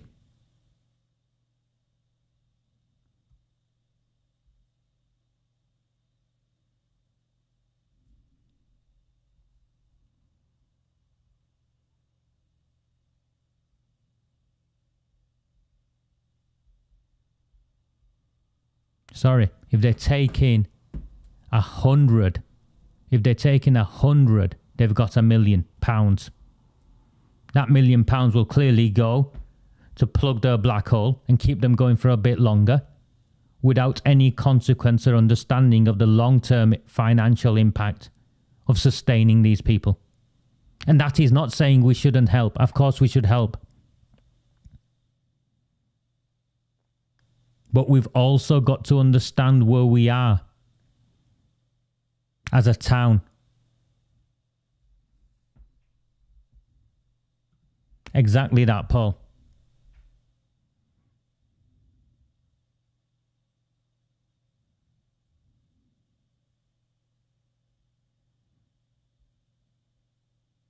And she does something really, really disingenuous, in my opinion.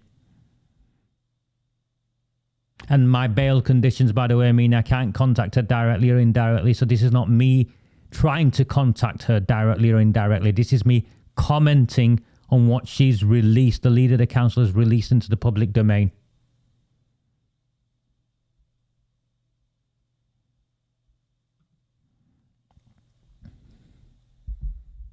The situation is still developing and we are awaiting further information about whether any refugees are due to arrive in the region.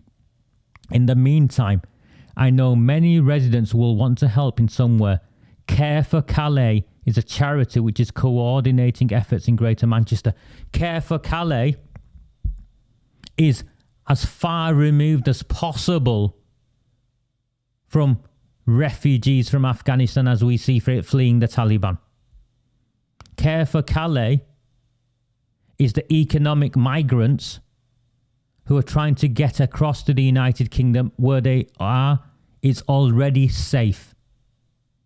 Last I looked, Calais, France, wasn't a war zone.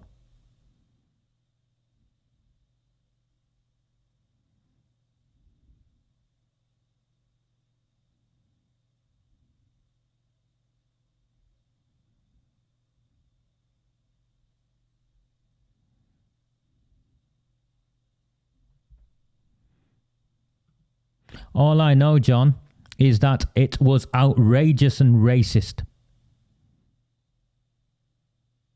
A white woman essentially saying, and two white women, because Sally Hyman's done the same thing,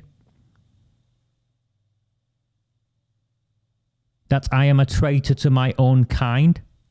My own kind is the people of my town.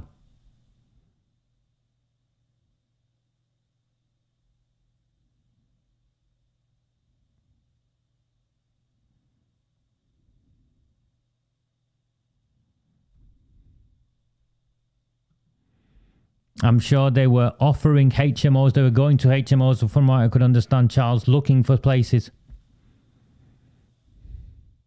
And then you look at the HMOs in this town and you see the direct links with the council. You see all the one in SHAH I exposed last year that donated PPE worth six-figure amount to the council.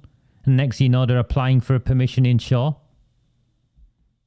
that they got irrespective of local opposition.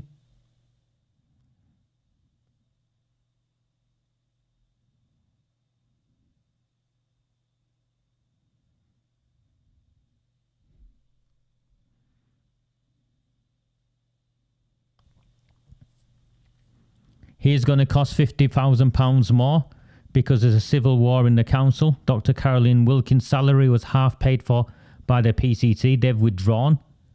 So even though he costs less to hire than Dr. Caroline Wilkins, is going to cost the council, is going to cost you £50,000 more. Remember, he's brought in temporary.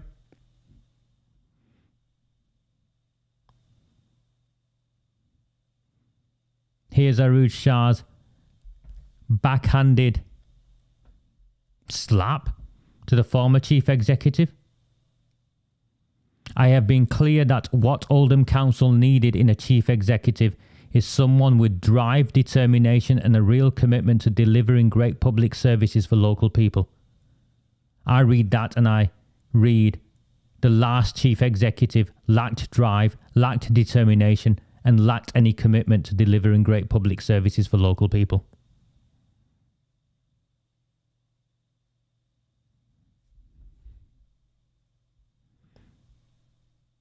That doesn't surprise me, Paul.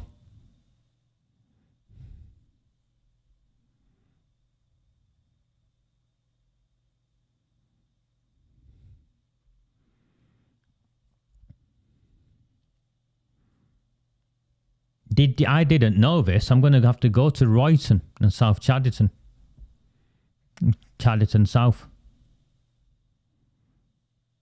Apparently, Royton is the hotbed of the far right in Oldham.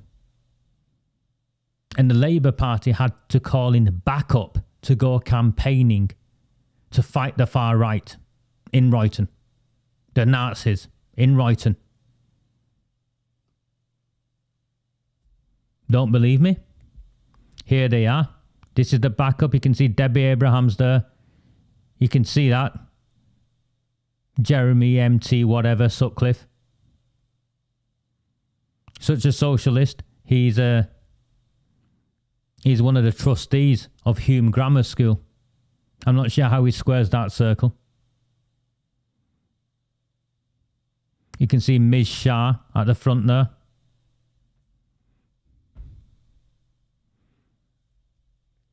She's an MP on the left from somewhere in London, I think.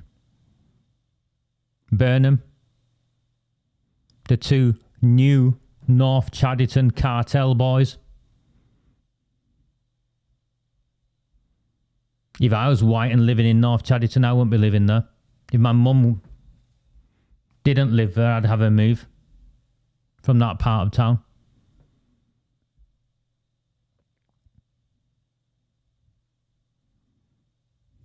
I feel sorry for the people in Chadderton. I genuinely feel sorry for them. McMahon's moved his head office into Chadderton Town Hall. Unheard of. That a civic building is handed over to an MP. Actually, it's unheard of. The council in freedom information request to someone is evasive on how the rent was arranged or whether the space was even up for rent. But he's got the equivalent of a castle.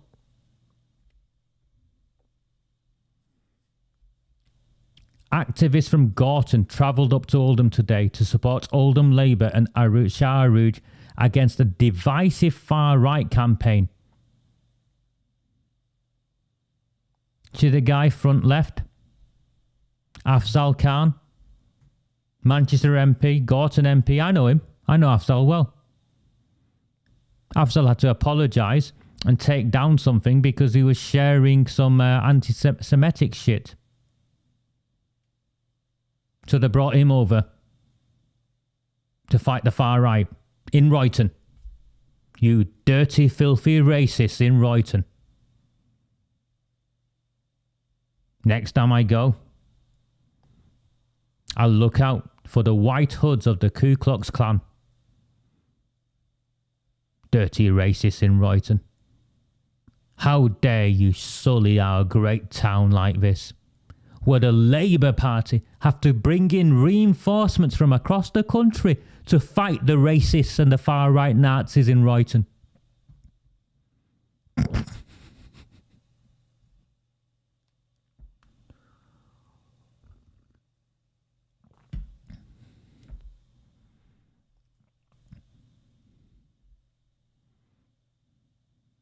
There you go, look. Anthony Lavelle. Labour Northwest, you see it? Labour Northwest, the tweet at the top. Great to join SHAH, AROOJ and Jim from Oldham on the doorstep in Royton South. We're strongest when we're united, supporting our colleagues today against racism and hatred. Royton South. So we've narrowed it down. It's not just Royton or Royton North. Royton North, you're not the Nazis, you're just the racists. The racism and hatred is in Royton South. Where on earth are the Labour Party councillors from Royton in all of this? This is outrageous. They're bringing in these people, claiming our town is infested with far-right activists. And Royton is a hotbed. Look, they brought him in from Liverpool Labour. Yeah, that's the place where Armstrong or whatever it's called is currently facing criminal charges for corruption. The mayor, yeah.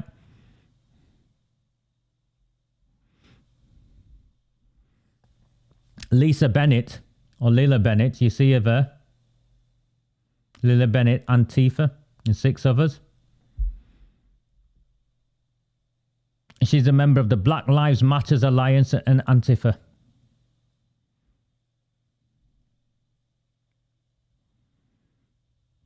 So they brought these people into Oldham to fight the racists. Here's Debbie Abrahams. Busy weekend in Leeds and Chadderton. Leeds. I'm always worried about Leeds when I drive through Leeds. I look at it and think, yes, it could be like Louisiana or Alabama. Or is that Yorkshire Street where there's a... is there an Alabama? Oh, there's a chicken shop name missing. You could have Alabama. Quick, someone go and get it. Alabama fried. Money laundering. It doesn't work, does it? No one should be subjected to the abuse that she has suffered.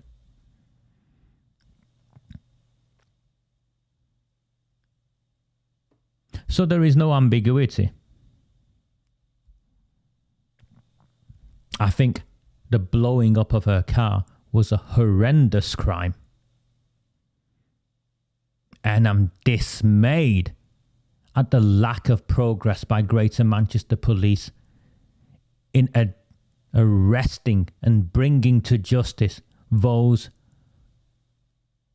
that attacked her car, blew it up. I particularly want to know if they were using some form of special device that unlocked car doors just by touching them. And what the secret methodology, special methodology is in smashing a window afterwards. And here's Ms. SHAH with her associates on her grand day out, bringing them all in. MPs, trade unionists, and our incredible activists, City Mayor Jim from Oldham, UK Labour. Very few local Labour Party people went out. Very few local Labour Party people went out. Even councillors stayed away. An increasing number are uncomfortable with all of this.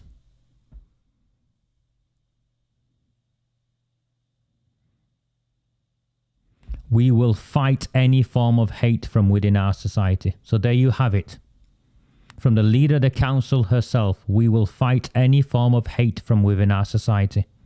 And in that chain of Twitter responses, posts, it's clear in Royton North and Royton South is the hotbed of the Ku Klux Klan, Nazi, whatever.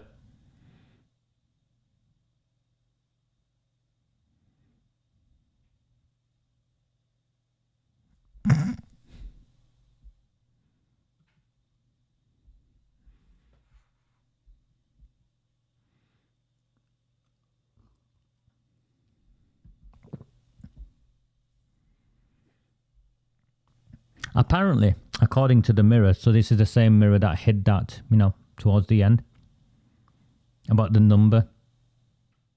Should the headline of that article not have been, and sorry, I'm going to have to go back. I'm genuinely in shock with it. Should the headline of the Oldham Times or the Oldham Chronicle or the Manchester Evening News tomorrow not be that a 10-year-old in care was raped by more than 300 people from the age of 12. So the victim was targeted at 10. And from the age of 12, more than 300 men had raped her in Oldham. More than 300 men had raped her. And since 2014, the police have identified 318 offenders in Oldham and only charged 86. How many were convicted? Single figures, I'd hazard a guess.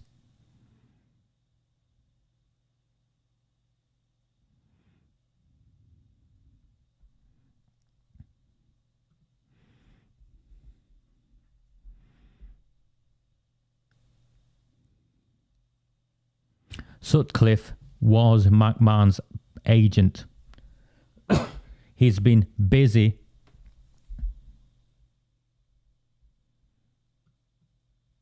Jeremy Sutcliffe, MT Sutcliffe has been busy writing to Labour Party candidate members seeking people to come forward as potential candidates to be councillors.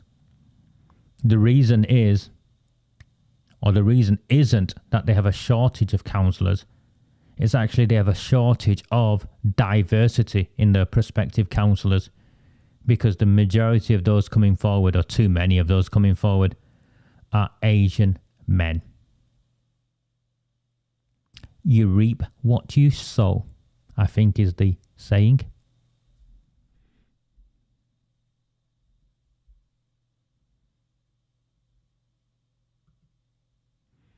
So the Mirror aren't happy. Apparently the government have blown 120 million, forcing all voters to show IDs, despite a tiny number of frauds. It's not a tiny number of frauds at all.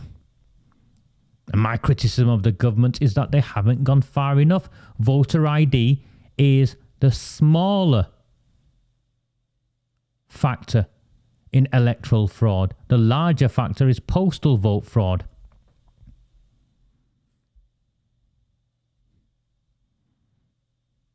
Oldham's agents dismiss claims of election fraud. Of course they would. Yet here we are. Montaz Azad, Ali Azad, is taking to court Abdul Jabbar and the returning officer, Dr. Carolyn Wilkins. This is the postal vote collections, remember? Oldham agents deny it. Why on earth is there 2,000 postal votes in Coldust? Medlock Vale, 1,800, so that's Coppice. St Mary's, 1,700, so that's Glodick.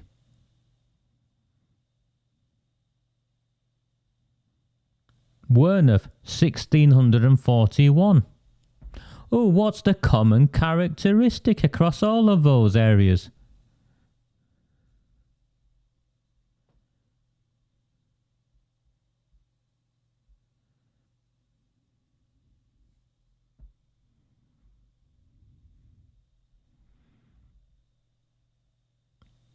So it was reported on the 27th of August, you can see. Updated on the 26th of August. I did a transmission. Some of you have been winding up the Oldham Times. And when it did finally report, it reported it in a devious way. Oldham local election disputes, High Court case to be heard at the Civic Centre. Yes, we've got it at the Civic Centre, folk.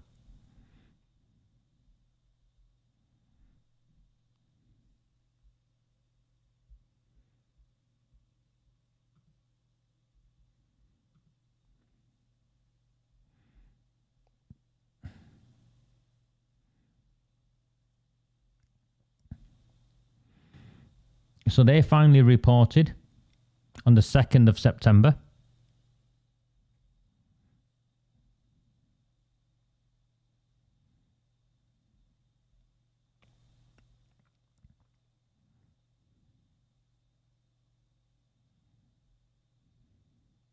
There is no reference in here, no photograph in here, nothing to do with the returning officer, Dr. Carolyn Wilkins.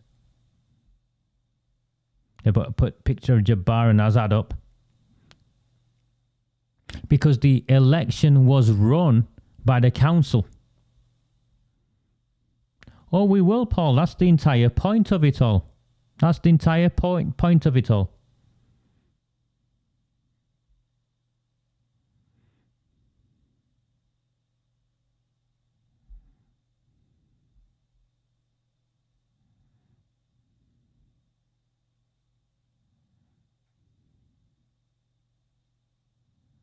So it's going to happen sometime after the 1st of November. The council are aware of the case but feel it is inappropriate to comment with legal proceedings ongoing. I accept that the council would say this. I don't expect them to say anything else. But I expect the local newspaper... Now, what's the point of expecting the local newspaper? What's the point? They're not going to be telling the truth. Are you James Much, chief reporter? I actually thought they were based in Oldham. I found out now they're based in Bolton.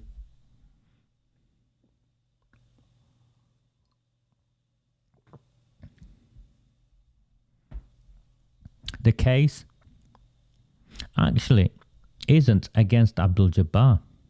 The case is against Oldham Council.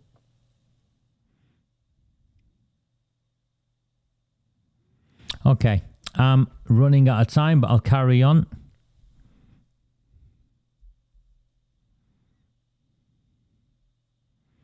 No, I'll come back. I will come back and do it another day. We've got to just past 11 o'clock.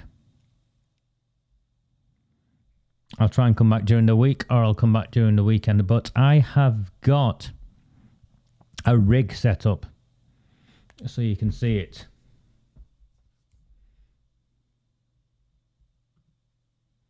Where this is actually a whiteboard here. And there's an overhead camera. And I will show you how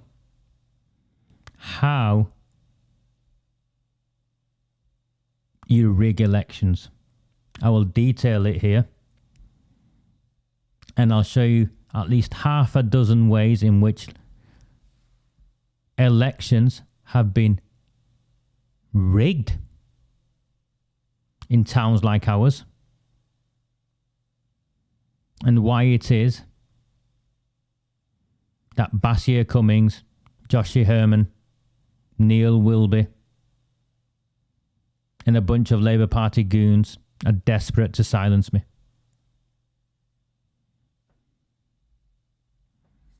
So these are monthly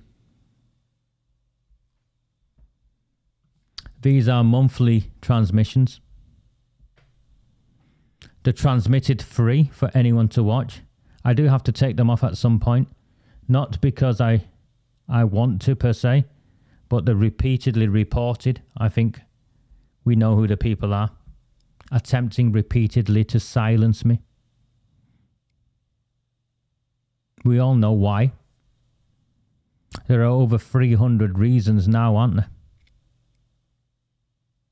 I am still in shock. I am still absolutely in shock. There's been 50 or so of you watching today. You've stayed with me throughout. My apologies if I've not posted or shared anything beforehand, and I still continue not to do so. I'll come back another evening and I'll share with you why.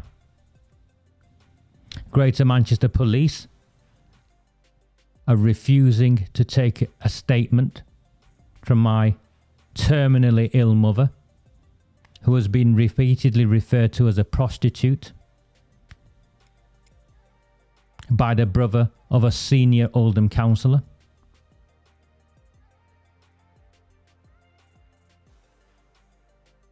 The shame in this town is not on you or I, or any of us that they call rabble.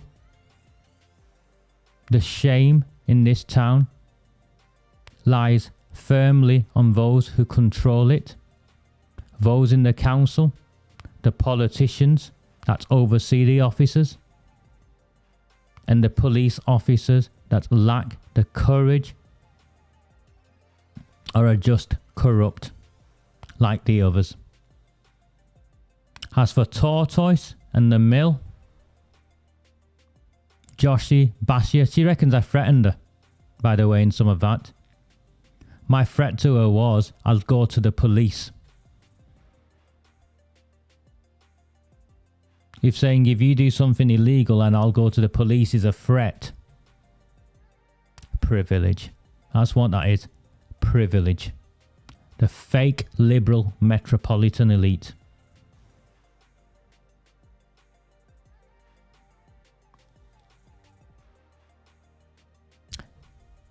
Tell everyone.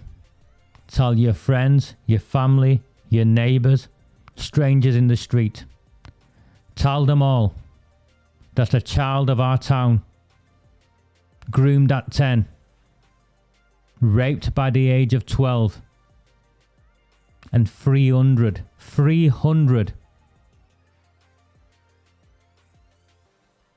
have them ask why it came to this, why we are having to do this.